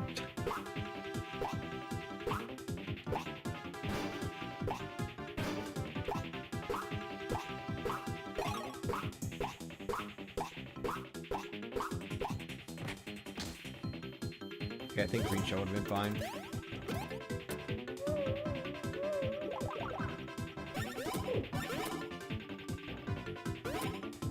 I don't have more red shells than green shells, damn. I've really not been using these things as much, huh?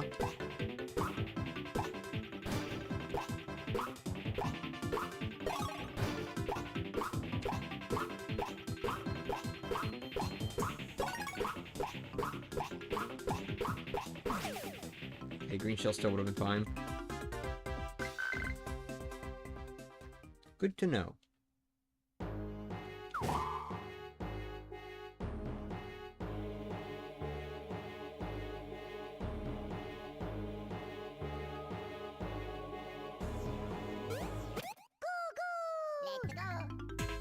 Ooh, here we go.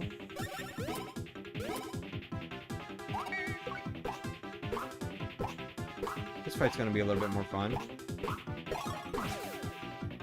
Because now the ghoul guys are left. They can't inhabit anyone. No, wait, that was, I'm not gonna, that was a waste. Wow! If you mess up the first jump, it's an instant loss. Deserved, honestly.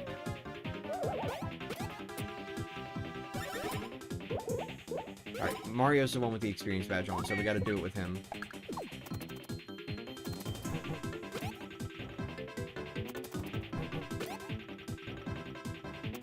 You know, I changed my mind. Maybe this is gonna be 3 hours. Maybe. I forgot how long this section can take if you just sit here and fight all the enemies. Sorry I've been so silent, by the way. Just, you know, not really sure what else to say. I'm just kind of playing the game right now.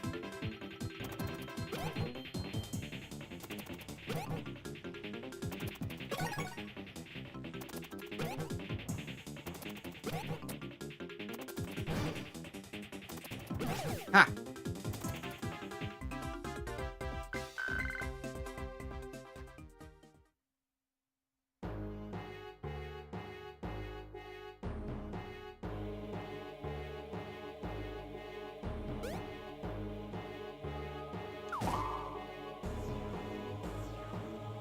Here we go.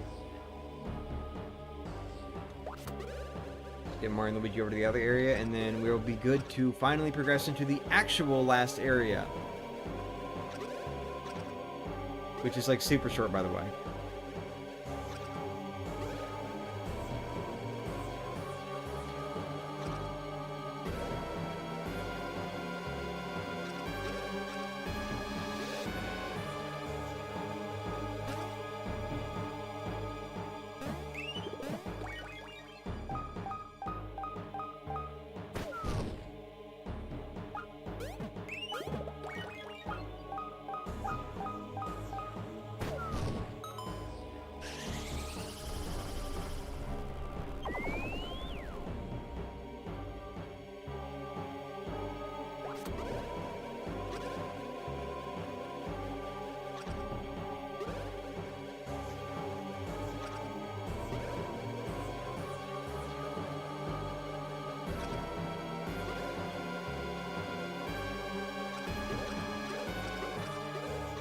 It's so funny trying to like fit into small horizontal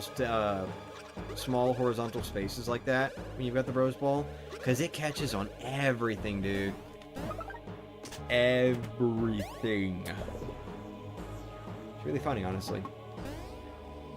All right, here we go. Last area with an asterisk. It's all right. There's not really anything here. Except for more enemies.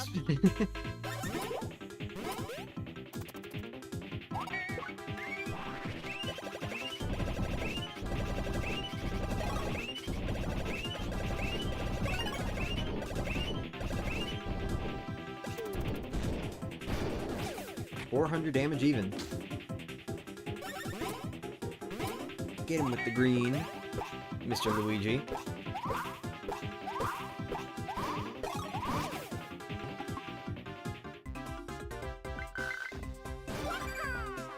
Here we go. Finally got another level up for Mario. Oh, it was defense, not speed. My bad.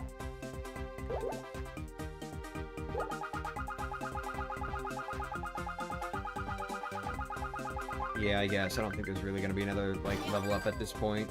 I think this might be the last set of level ups we get. Unless it just get really lucky or something. Or not lucky, but, like... I don't know. More enemies. I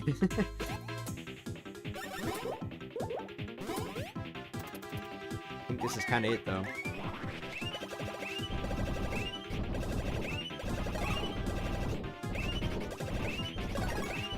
Alright, it's fine.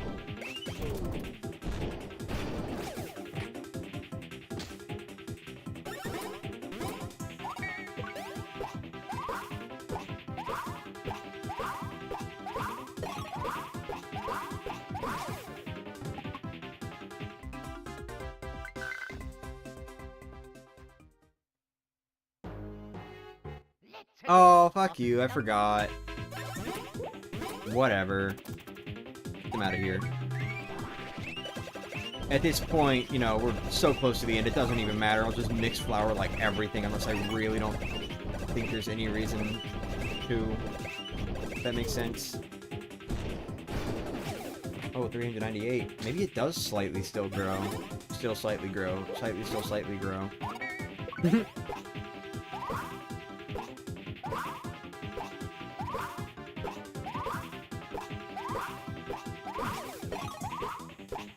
Oh, I didn't hit that. That's weird. Alright. Oh, another level up for Baby Mario.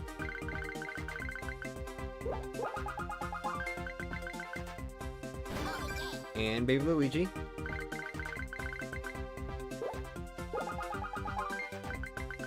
I really just hit the 1-5 there, huh? Alright, think that was it. I don't think there are any more enemies beyond this point. I could be wrong. But I'm pretty sure there aren't any more.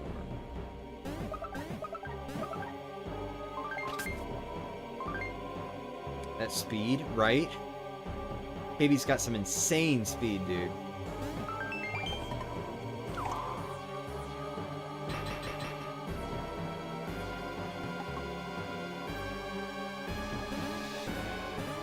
So now we are finally approaching the actual finale of the game. Is everyone ready? We're gonna finally take on the final boss in just a few minutes. Right after this important message from our sponsors. Kidding. Maybe.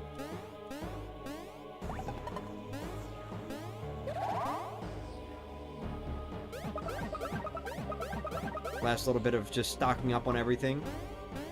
Very nice.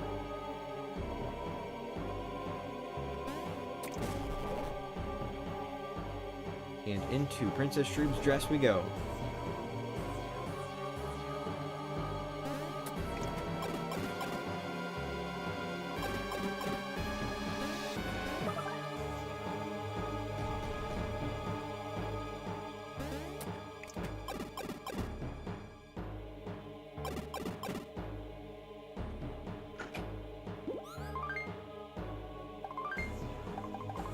Alright, let's see. What do I want to put everyone with?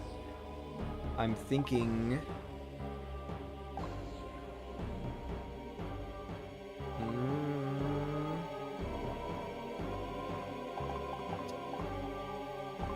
Got a very interesting set of badges here. Okay, so what are the stats? Luigi by far has the best stash, so I'm going to put the Lucky Badge A on him. And then I've got 2 hit-free badges, 1 hit POW badge, a dire-free badge.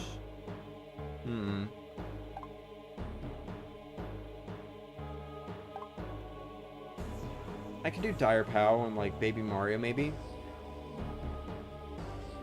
Can you turn the game volume down and yourself up? Well, yeah, I could do that. That was part of the problem last stream. I was like, wait, what do you mean? Game audio is too loud. So I guess I didn't turn it down enough. There we go. That should be a little bit better. Hopefully. Alright. Finally here now. Volume's okay for you? Oh well. I think... I can't really see any situation where I would actually need this, but I guess we'll put Dire POW on Mario. And then, just for the hell of it, we'll do Dynamic Badge on Baby Mario.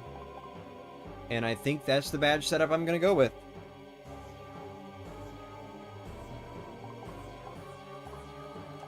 Here's my clothing. I guess this would be better to see. But anyway.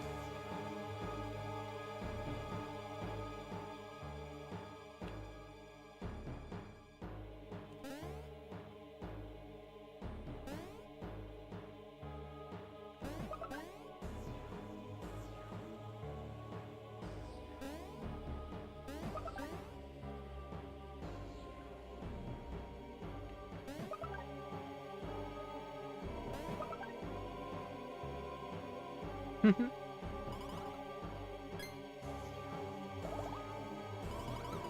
sensors are pinging, yes, no doubt about it. The Cobalt Star is acting fully insanitized. That's not what that word means, Stuffwell.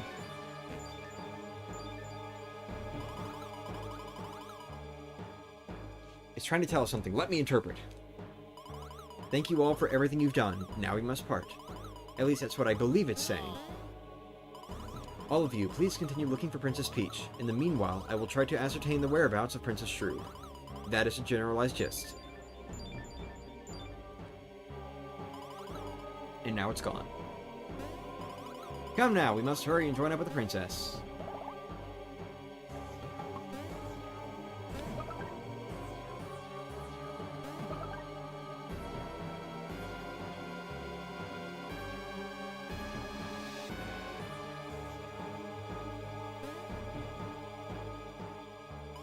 Mario!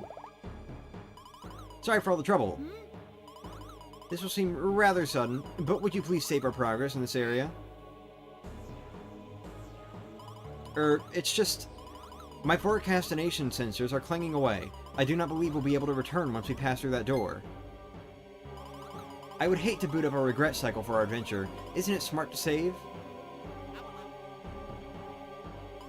You know, save?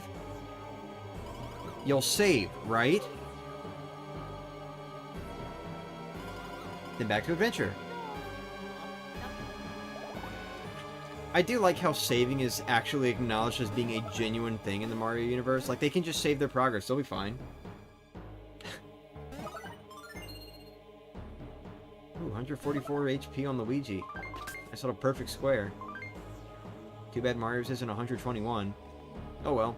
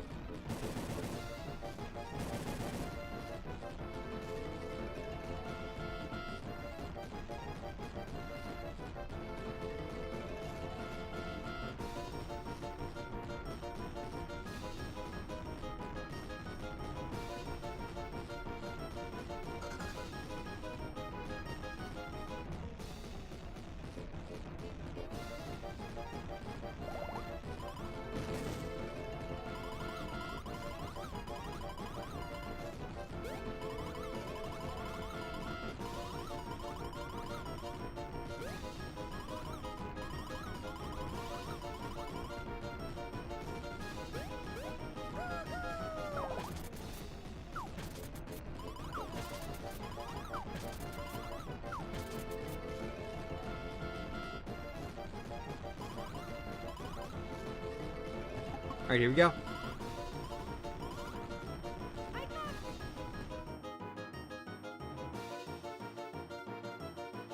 And here we go. Here's a special little thing. Oh, my leather, before hitting that save album, listen, I have investified the flight program that I downloaded from the Mothership. Yes, I realized that I can recombobulate it to allow you to travel through time. Using this program, you can return to the recent past. I've decided to call it Stockwell Special Service Warpulator. Ha ha ha ha ha ha. If there's something you forgot or especially want to do, I can take you back to the time before you rescued Peach. What do you want to do? We'll see. So from this point forward, if you ever hit a save album at any point, Stuffwell will ask you if you want to return back to, you know, the moment that he asked you to save before coming into that room. And it's just kind of like a neat little way of making a sort of semi-point of no return.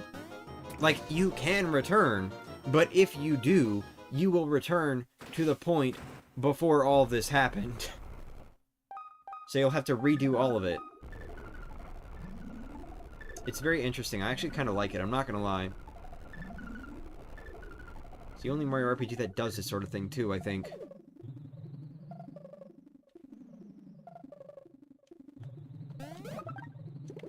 Alright, here we go.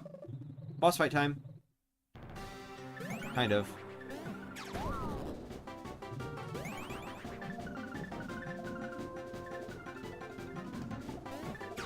Oh, shit. What? That didn't work.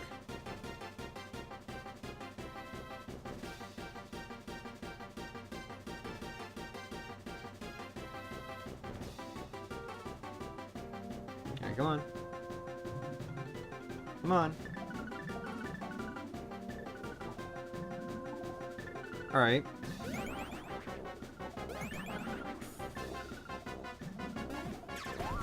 There we go. Almost missed my chance to do that. Almost missed my chance to do that. Uh-oh. Alright, get out of here.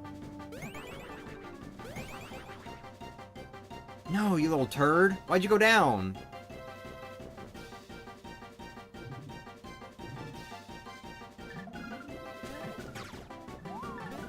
Get it out, get it out, get it out, get it out. Okay.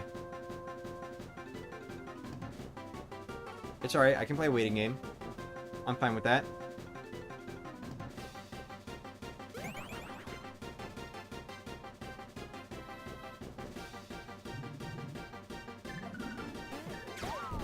Gotcha, bitch.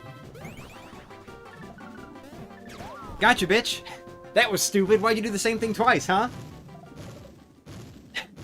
3 of the 4 hits I got on the Shroob Mothership were that exact same thing happening. That's pretty funny. Alright. Shroob Mothership taken down.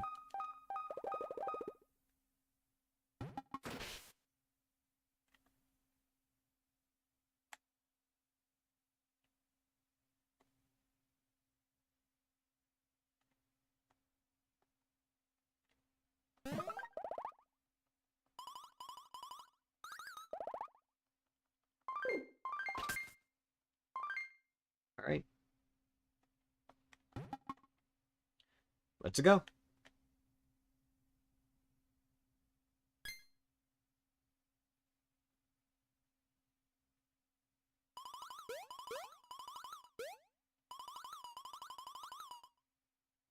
Oh yeah.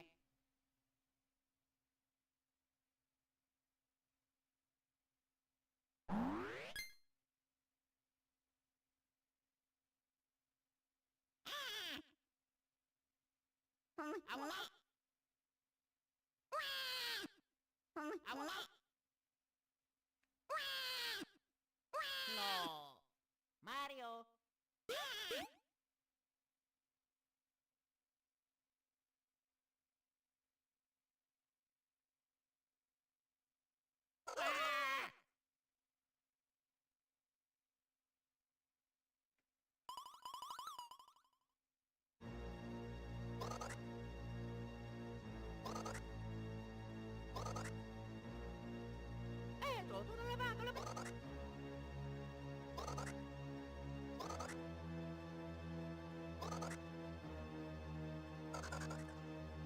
Let's go.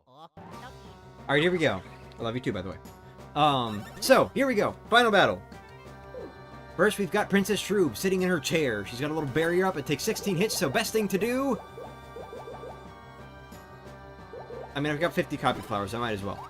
So, we'll get 16 hits in... Or is it 15 or 16? I don't know. I'll go 16. We'll get 16 hits in on copy flower. 5, 6, 7, 8, 9, 10, 11, 12, 13, 14, 15, 16. Alright.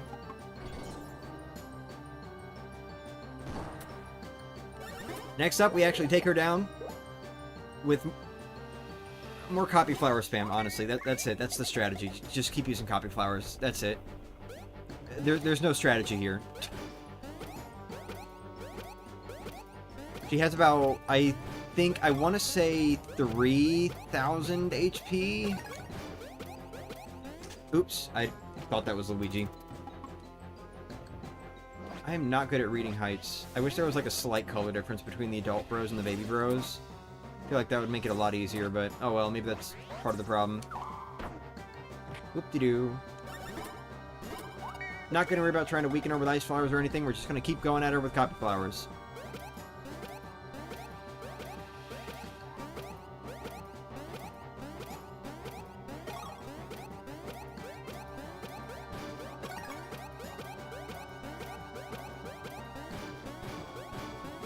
Damn.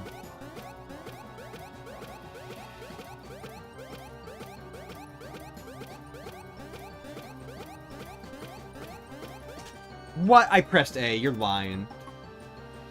720 damage from one copy flower. Do you see what I mean? This shit is broken as hell. It's so funny, honestly.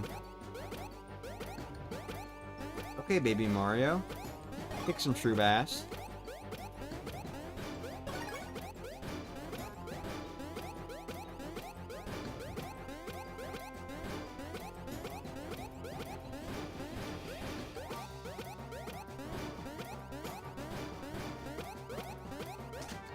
Okay, I think I pressed B too early there.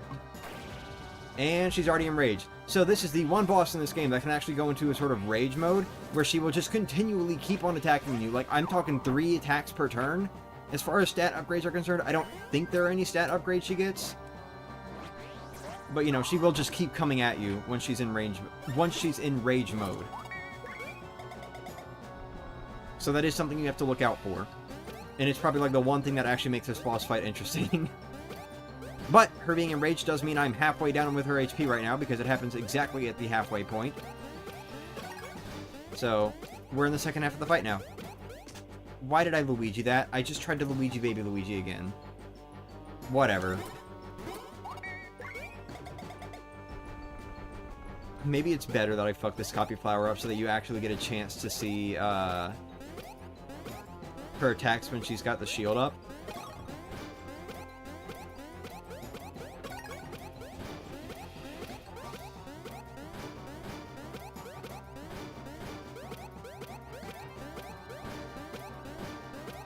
Oh, never mind, she's down.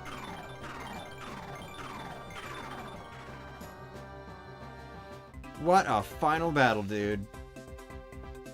And that's why I unequip the experience badges.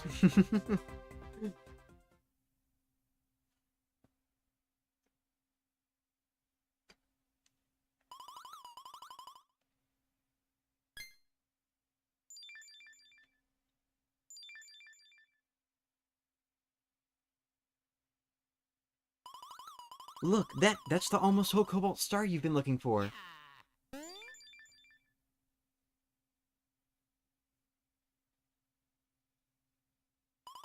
Look, Mario. I have the final shard right here. With this piece, the cobalt star will regain its original shape. Oh yeah. But I can't allow that to happen.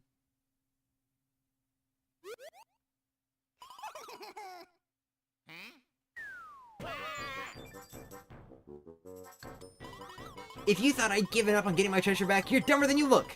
All the time I spent hiding and waiting is gonna pay off in a big, big way! I'm taking all the treasures for myself! They're all mine!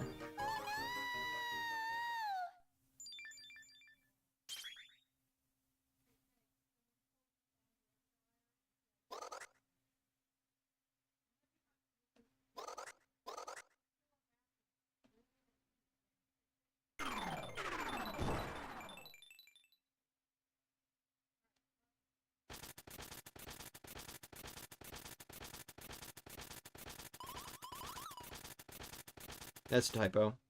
Or not a typo, but a grammatical error. Bad punctuation. That was a question. Oh no.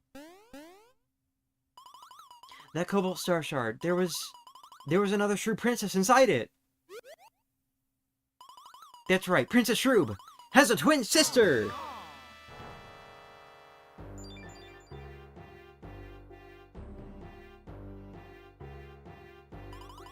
When I arrived in this time period, Princess Shroob immediately attacked me. I instantly grabbed the time machine's power source, the Cobalt Star, and... yes, I trapped Princess Shroob inside it, then shattered it. It was then that the younger Shroob Princess surprised and captured me.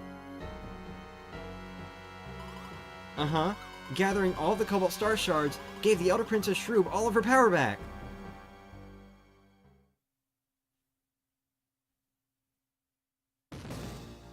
And there we have it. Everything that we've done throughout the entirety of this game has been counterproductive. Sort of. I mean, we still couldn't have gotten into the Shroob Castle without the Cobalt Star Shards.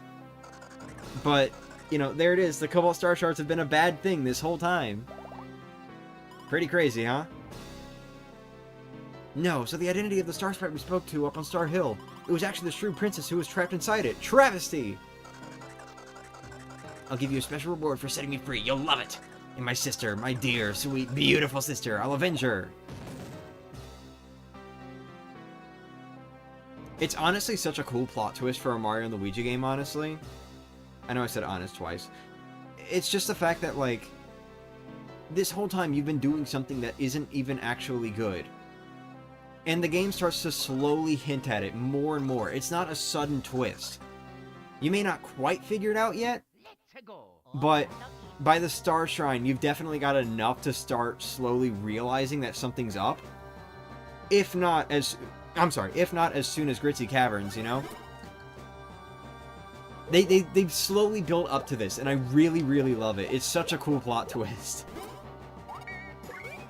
But anyway, so here we go. Elder Princess Shroob. She has, I think in this phase, 3,500 HP. So you know what the strategy is. You know what the strategy... we all know what the strategy is. Now, going back to Princess Peach's story for a second, one thing that kind of does confuse me is just the fact that, like, she trapped Elder Princess Shroob inside the Cobalt Star, right? Hold on. Ah! I tried to baby Luigi for baby Mario. Look at that. 855 damage, though. But anyway. So, she trapped Elder Princess Shroob inside the Cobalt Star, right? And then scattered the pieces. But that's where my question kind of comes in. How did she scatter them? Who scattered them? What happened to send the Cobalt Star Shards all over the Mushroom Kingdom? How did she scatter them? Did she just have some, like, incredible throwing ability? That was not the right button at all. I just hit Y for Mario. You know, like, that's the kind of thing that I kind of question. That's my one issue with this plot. Because they show up in the castle. And immediately, they're taken in by Princess Shroob. But then, somehow she manages to trap the elder sister, and then, you know, scatter the shards out. Which does not make any sense to me. How did she do that? I almost did that too early. Magic? Maybe. But yeah, it's a little confusing. Didn't the US version of this boss have way more health? Yeah, that's the one I'm playing. I think in the US version she has like 3,500 health. You know, not that it fucking matters because Copy Flower is completely broken. I am probably going to genuinely restrict myself from using a lot of the most strong attacks whenever I do 100% playthroughs of these games. Just because I want to properly show off the boss fights. Damn, did that too late. But anyway.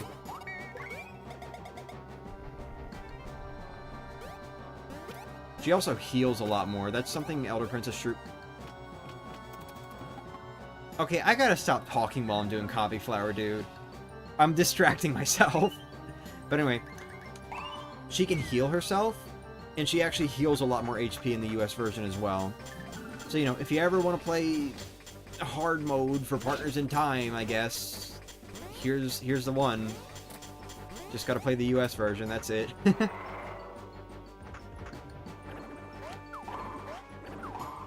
There's a little key indicator there in case you're a little confused about what just happened. So whenever she roars, she will keep a straight face if she's going to charge directly at you. But if she's going to do the fake out that you just saw, she'll actually tilt her face while roaring. It is a very subtle thing, and I did not catch on to it at all. The only way I caught on to it was because of, Wiki mentioning it. Oh, this poison is so helpful. What the hell?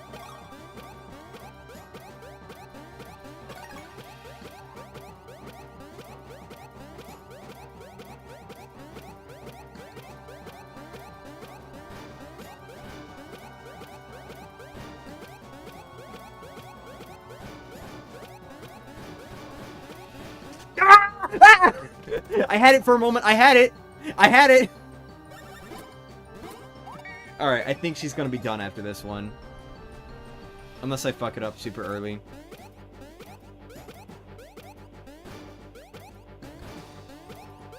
That was so good, dude.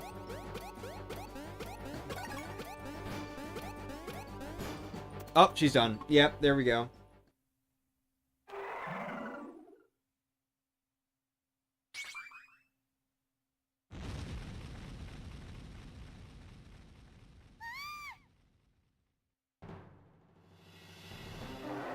Welcome to the final battle. This is the one and only part of the original Partners in Time Nerve Mode run that actually held me up. It was this very last phase of the final battle.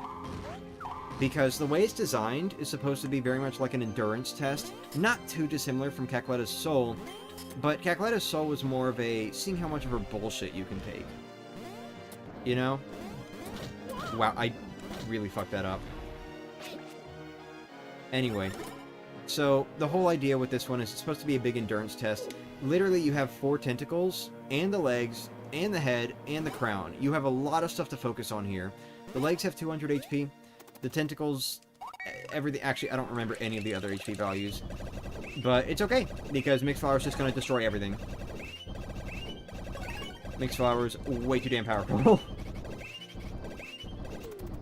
Yeah, it's alright. See? Okay, I lied. The legs have 400 HP, not 200. Okay, I might have been thinking of the crown. I think the crown has 200 HP. Or I could just be completely remembering, like, Cackleta's Soul, because Cackleta's Soul, the head, had 200 HP. So that was the thing. But anyway, unlike Cackleta's Soul, it's not the heart you're targeting this time. This time, it is the head that you're targeting. But you can't actually hit the head with meaningful damage until after you get rid of the crown. I think I got mixed up there. Every other hit will just do 1 damage, so I would personally use Copy Flowers here, not the trampoline, because the trampoline can target both. Copy Flowers, you'll directly be targeting the crown, and so you'll take it out a lot quicker. Sorry. Unfortunately, it does mean you have really high and awkward jumps, but it's fine, honestly. Who cares?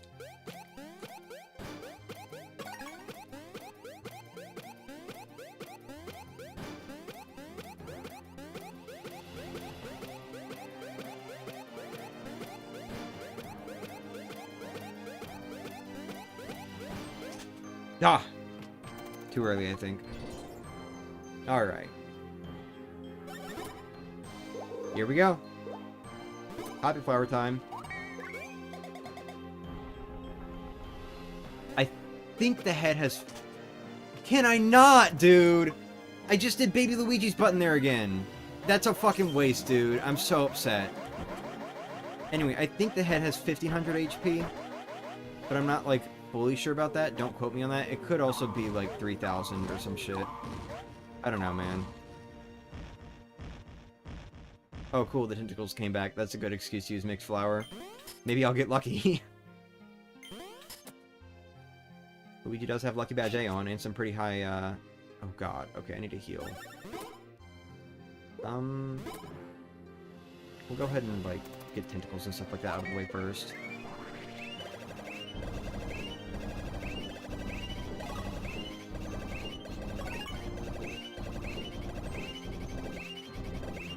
Making some wrong guesses. Damn it. Holy shit! Okay, never mind. We are using mixed flowers all the way to the end. That wasn't even a lucky hit, and I did 900 damage there. Yeah. Yeah. This thing's overpowered. Mixed flower this bitch to hell. Good night. Well, maybe not good night yet. Oh, wait, what? Oh, maybe it was a lucky hit. Never mind. Ignore me. Wait, so did I just get lucky on, like, everything there? That's crazy, dude.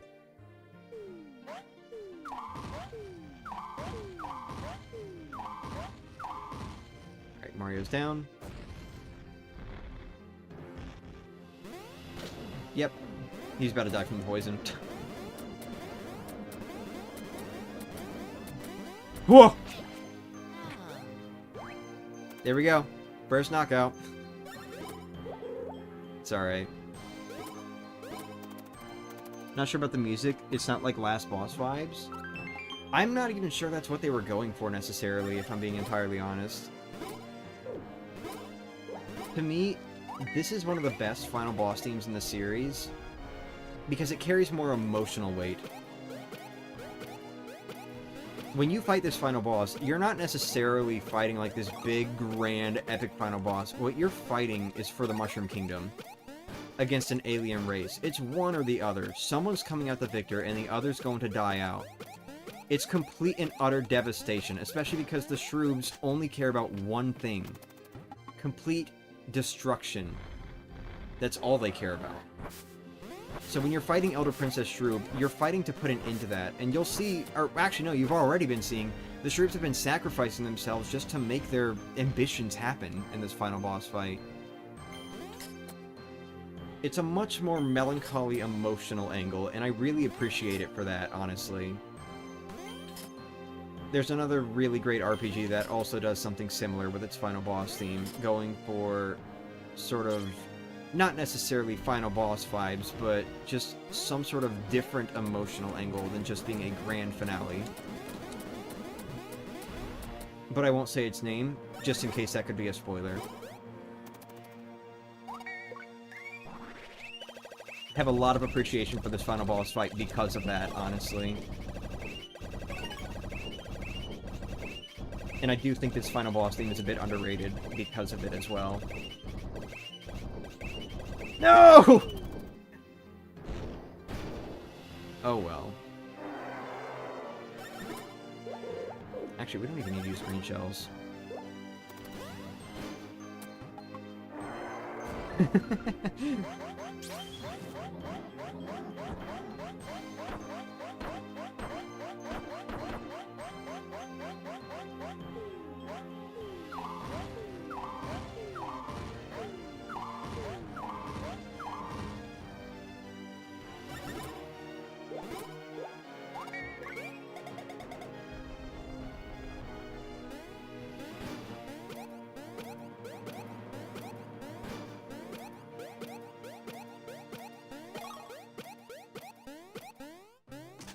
Okay, I think the crown has 200 health.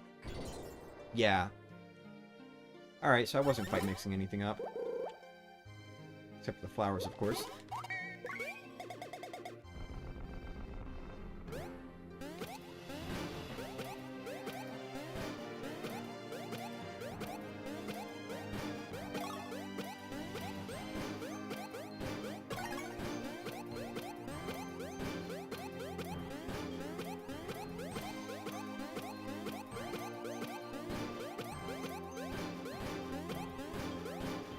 And she's done!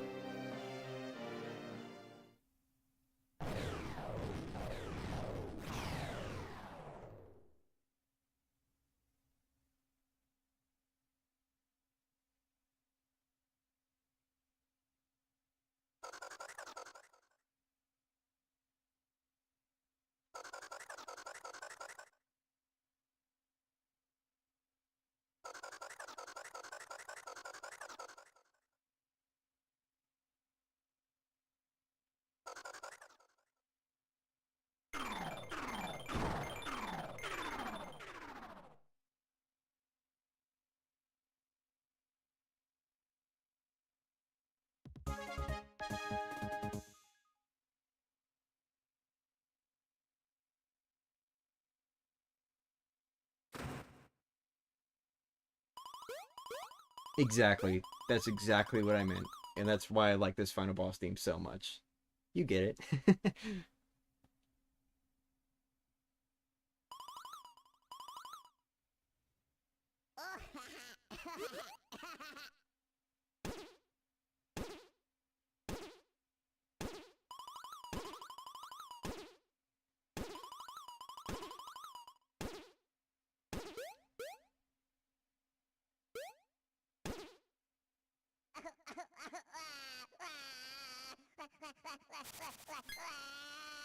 I just realized something. She refers to the Shroob mushrooms as poison mushrooms. So does that imply that, like, poison mushrooms weren't even a thing in the Mushroom Kingdom until the Shroob invasion happened? That's very interesting to think about. In that sense, it kind of canonizes Partners in Time, doesn't it? Because Shroob mushrooms are a thing in the main series. Or maybe more like Partners in Time canonizes itself.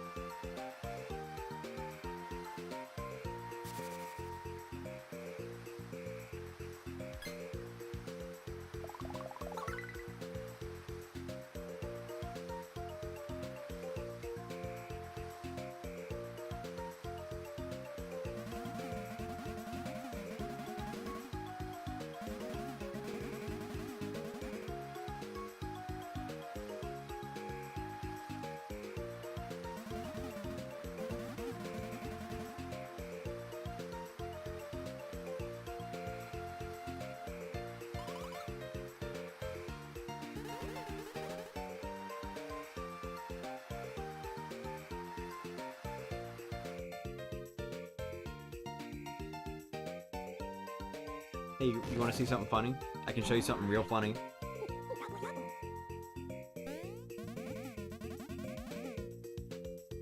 You did that yourself, you old fool. That didn't happen by accident. Uh-huh.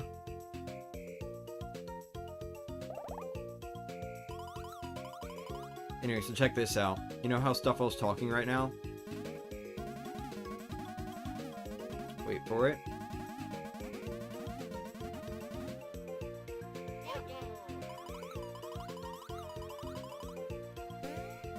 And there he is. He is talking over Egad right now for some reason.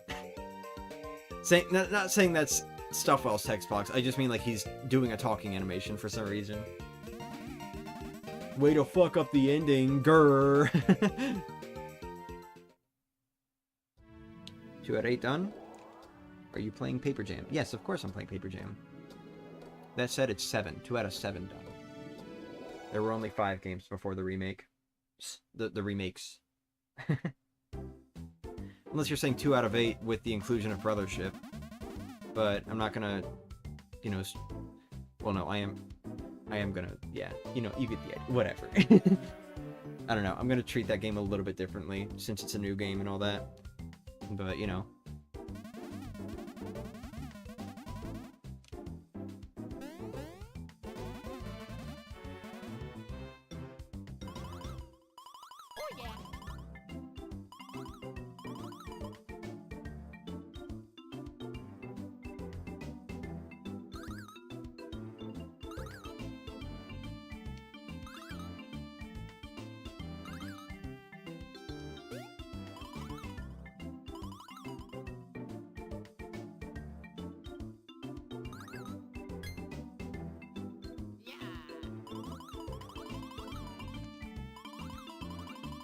Hmm?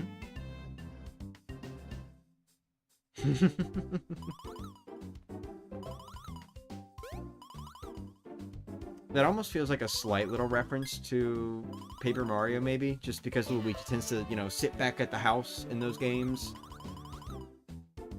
But Mario Wiki doesn't consider it a reference, I guess, so whatever. Actually, I don't know. I don't know if I should go by Mario Wiki, considering they consider some other things references that I would not consider references, but whatever. I wish you could leave Peach's Castle. Oh well. Thought there were 5 main games, not counting Paper Jam? No. Paper Jam is the 5th one.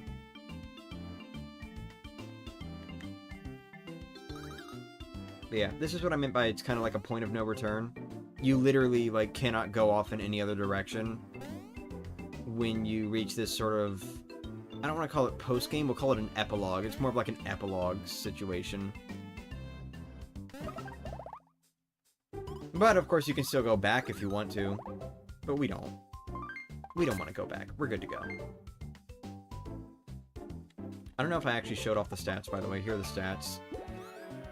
That's not the stats. Here we go. Here are the stats. But, you know. Luigi's the only one who didn't have... Or Luigi's the only one who had 2 stats that didn't reach triple digits. That's kind of funny. Well, wait, no, I guess... No. No, that's not true. The babies only had, like... I don't know. Because that's including the gear stats. Whatever. Alright. Here we go.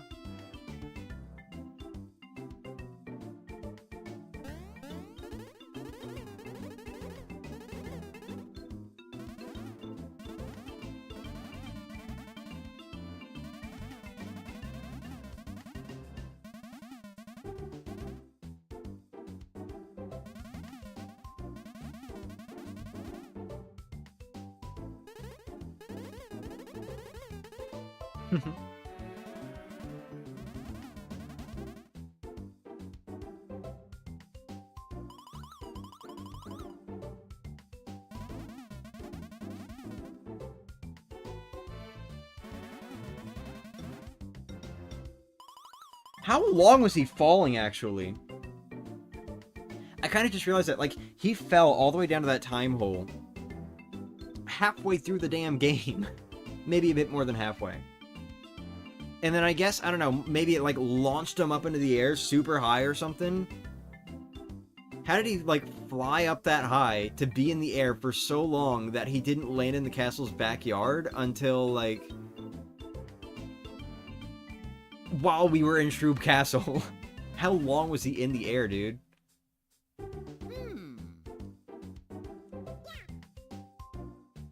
Bro, he's dead. I don't think you're really gonna do a whole lot. You don't really survive a fall like that, but, you know, whatever. It's Mario. It's a nice shadow, by the way. Doesn't really blend with anything.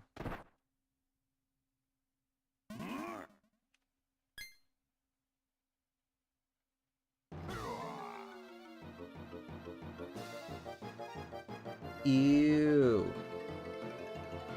Purple gas came out of his armpits. Alright, say hello to Shrouzer. Because we just can't have a Mario and Luigi game that doesn't end with a Bowser fight of some kind. You know, what's a finale without a Bowser appearance, huh? A cruddy finale, right?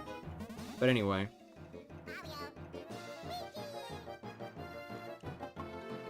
Here we go.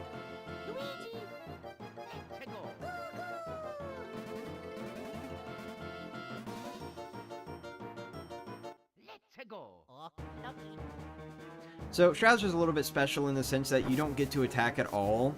The entire fight is just dodging and countering attacks to take down the ghost of Elder Princess Shroob. Yep, she's back. That soon. So Shrouzer does actually have an HP value, just like any other enemy in the game, but of course also like any other enemy in the game, that HP value isn't really relevant. So, you know, here we go, I guess.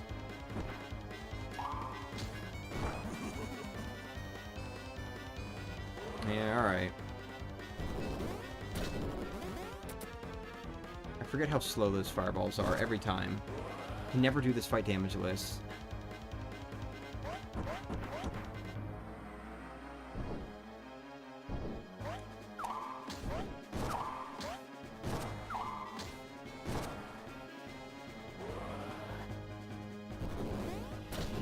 God damn, dude. I gotta stop expecting those fireballs to be so fast. But anyway. No attacking means no reviving in case you do somehow get knocked out.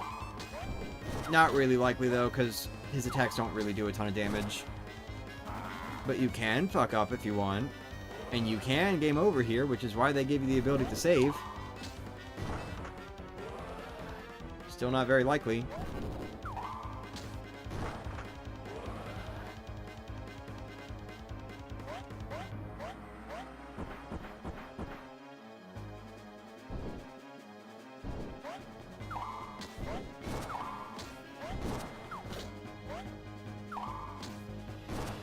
Almost there. 4 more hits to go.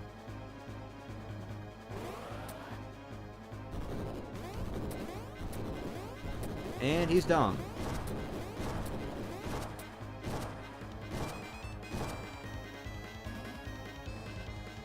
Why do they all just... No, you fucking asshole.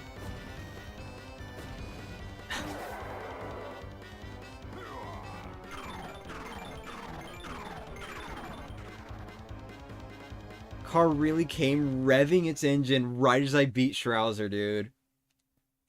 God.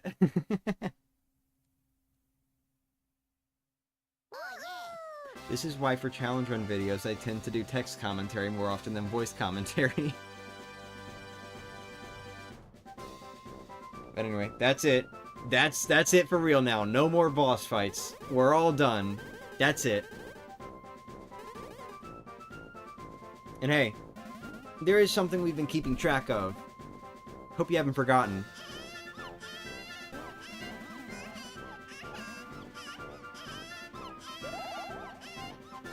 Give you a little bit of time to figure out what it was.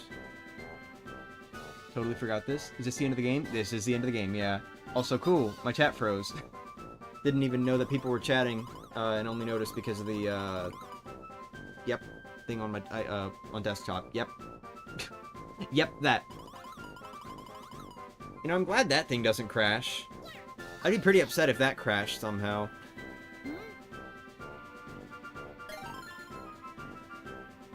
Yippee! That's so cool. Mario gets a hammer. I'm sure he'll keep it for next game.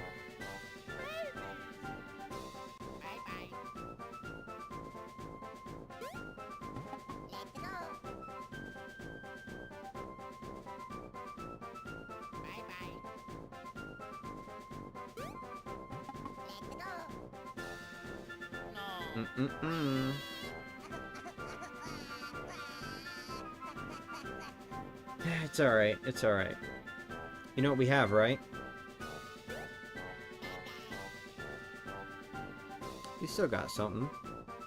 Come on, Luigi, pull it out. The last cookie. Cookie count is now 0. So keep in mind, in Yoshi's Island, Luigi picked up 4 cookies, intending to eat one. And then every single one of those cookies went to the babies, 3 of which went to his own younger self. But adult Luigi never got to have a Yoshi cookie, I guess. Oh well. I'm sure his younger self enjoyed them.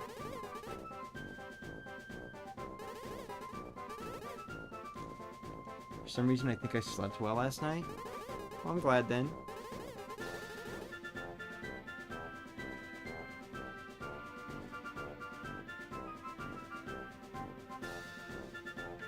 Bye!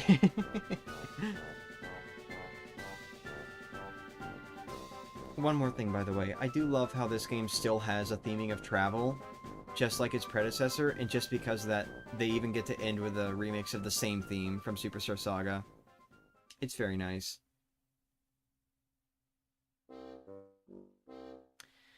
And that was Mario & Luigi Partners in Time, the second game in the Mario & Luigi series.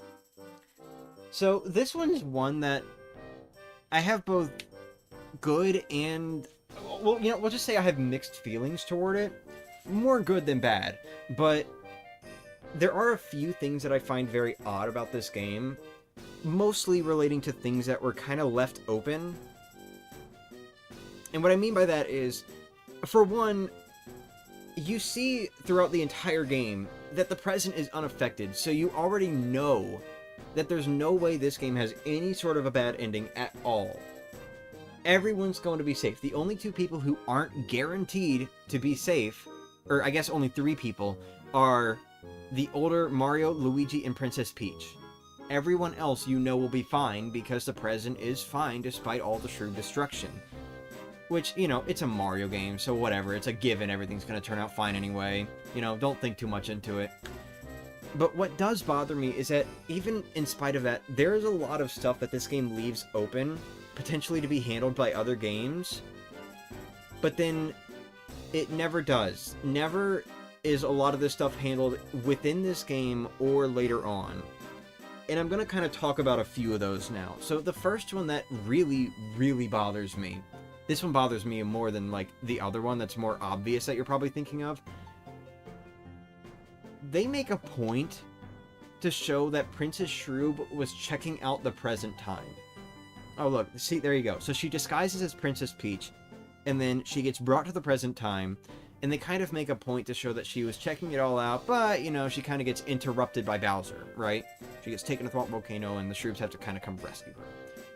So they make a whole point that Princess Shroob is checking out the present time, but then nothing ever happens. Nothing happens as a result of her being brought there. The present never gets attacked by the Shroobs, nothing like that. So, it kind of makes me wonder where they were planning on going with that plot point, because it never actually went anywhere. And that does bother me.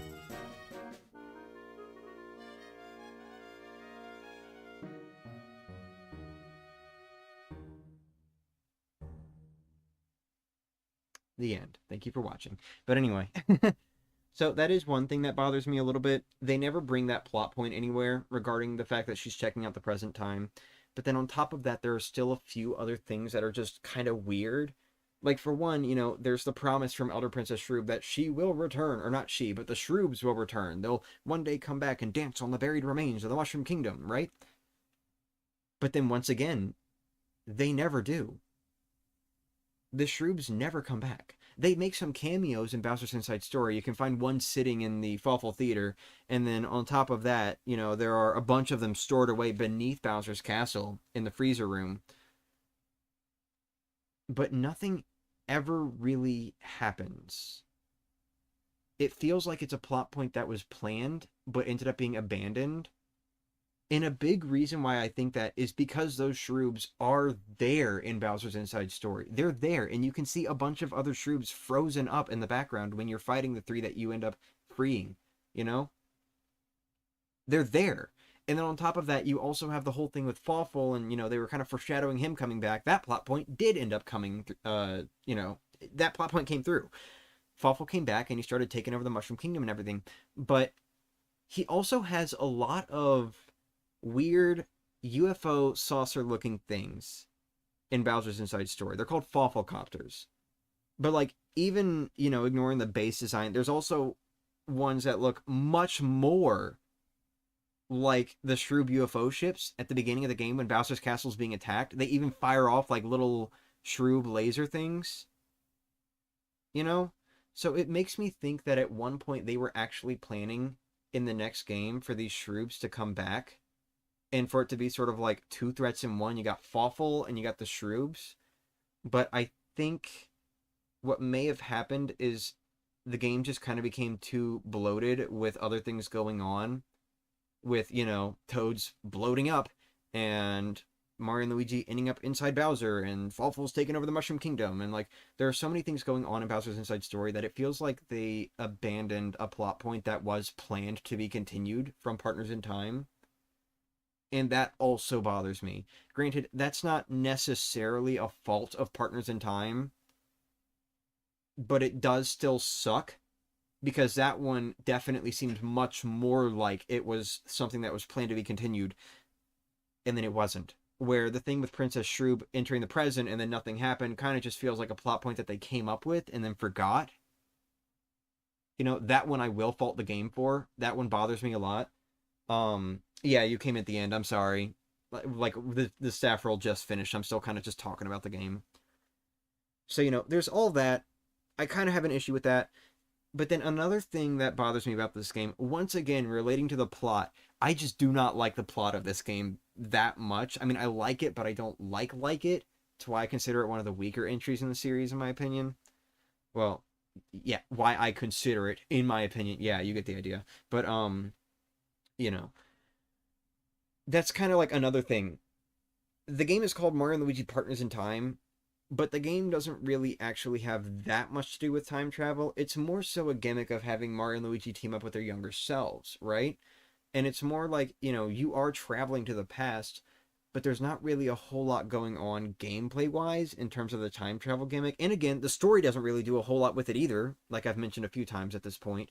Um, there's not really there's not really a whole lot going on gameplay wise with the time travel gimmick aside from Mario and Luigi teaming up with their younger selves and, you know, us getting past characters in the present.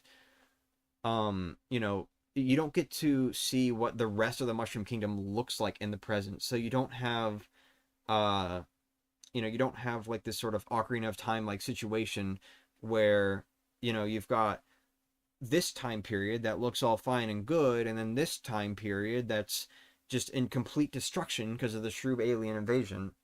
The game feels more like it's geared toward the alien invasion that's happening in the past than the actual time travel aspect. And that is another thing that bothers me, I guess.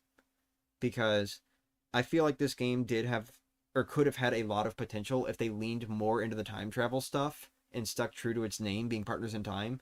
Um, you know, I would have really loved to actually see what other areas of the present look like outside of Peach's Castle. But, you know, nothing really happens, I guess, and that really disappoints me. Even, like, in terms of the time travel stuff, you don't even get, like, the usual butterfly effect, like, oh, this thing happened in the past, so this thing's gonna change in the present, right? Like, even that doesn't really happen outside of one instance with Egad, you know, seeing the baby Mario spewing, and then he gets the idea for the Hydro Gush. Like, they just... There's a lot that they don't do with this game, and that is where my problems come in. My problems don't really come in with what this game does wrong. The game doesn't really do anything wrong, in my opinion.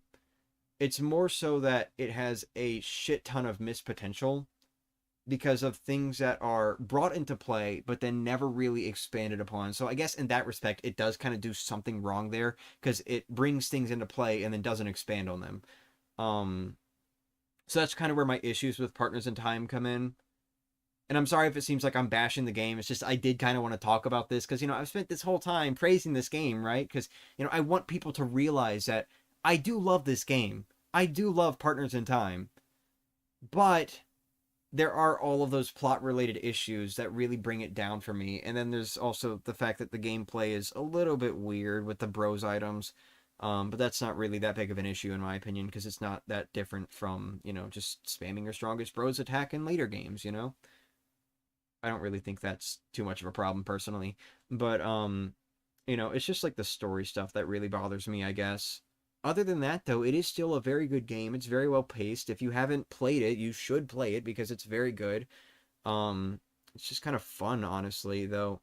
You know, if it's your first time, don't play the US version, I guess, because apparently a lot of people do have trouble with the US version.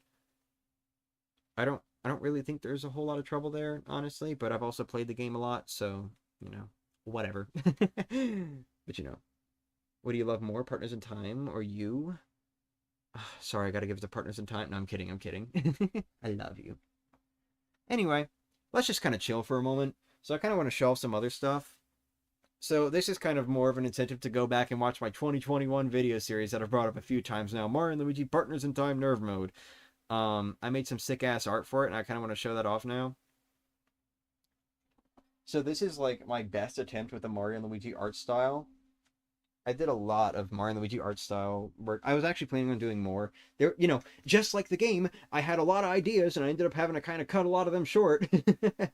But originally when I was making that series, I had a lot planned in terms of this idea of like reanimating the scenes before boss fights, you know, just to make it feel even more worth watching. I'm just doing like little reanimations with different angles and everything before boss fights. A lot of them were just going to be sprite animations, but I was planning on the final battle one being actually like drawn out in the Mario and Luigi art style, you know, animated like that one Superstar Saga commercial. Yeah, that was something I wanted to do, and I made like a whole storyboard for that. That's on my second channel. I didn't download that or anything, so you'll have to go find it yourself. But what I did end up managing to do, and I was very proud of this, I managed to get a lot of artwork done for the series. First one being this banner, and I made like multiple versions of it. The first version actually does not have any of this purple stuff or like the pink and yellow time hole effects going on. It is literally just a map. But then, like, as the series progressed, I actually had that fading in more and more. So it felt more like, you know, we're getting close to the end, right? If anyone was actually paying attention to my banner back then, that was something that I had a lot of fun doing. You can find that in the drive. You can find all the versions there. So that was kind of like my first attempt, not counting the Superstar Saga series. Just myself. I was like the only thing that I drew.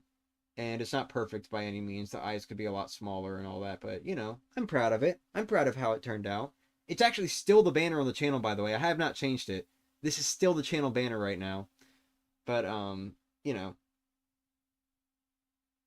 I mean, like I changed it back to the first version after the series was over.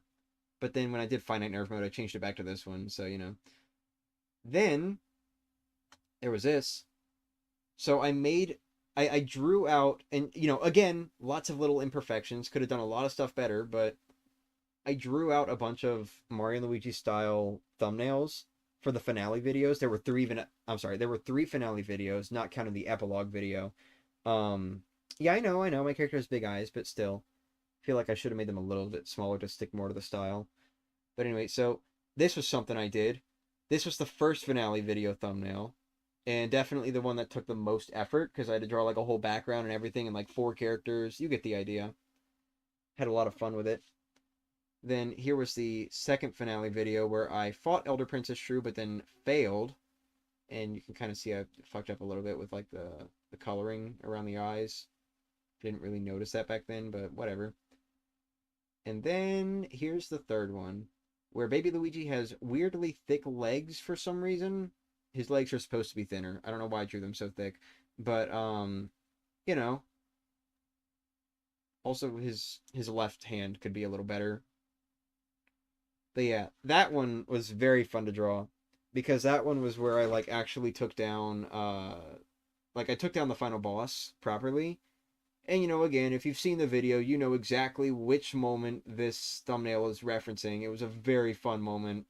Had a lot of fun drawing this thumbnail out. But yeah, I do want to try this art style again someday. Not like the Partners in Time iteration specifically, but like I want to try doing Mario and Luigi artwork again every now and then. Like, I'm definitely going to do it for Bowser's Inside Story Nerve mode if I finally make that thing happen. But I also just want to do it for fun, you know? Try out, like, the Dream Team art style at some point. Try out the Superstar Saga Deluxe art style. That'll probably be, like, my main one if I ever really get into it. You know, kind of like how the Thousand Year Door remake art style is now going to be my main Paper Mario art style to mimic. But, you know. Anyway. That's everything. If you've seen a baby, his legs should be even thicker. Oh, I know, but like the way they design him, he's got like really thin legs. So, you know, kind of fuck that up. Anyway, there is one more thing.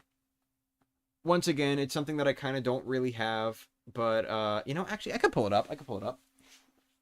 So, those of you who are familiar with Partners in Time, and those of you who were here for the past 2 series I did on this game, I did this exact thing.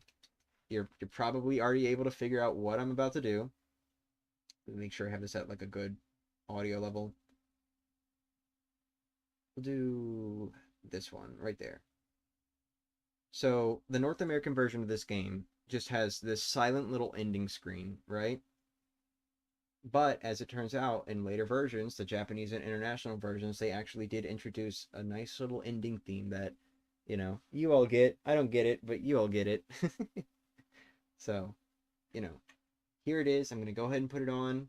Get to listen to it, and thank you all so much for watching. I really appreciate it. You guys are the best. Tomorrow I'll be starting Bowser's Inside Story. Well, maybe I might take a 1-day break to do Thousand Year Door first, but tomorrow I'll be starting Bowser's Inside Story.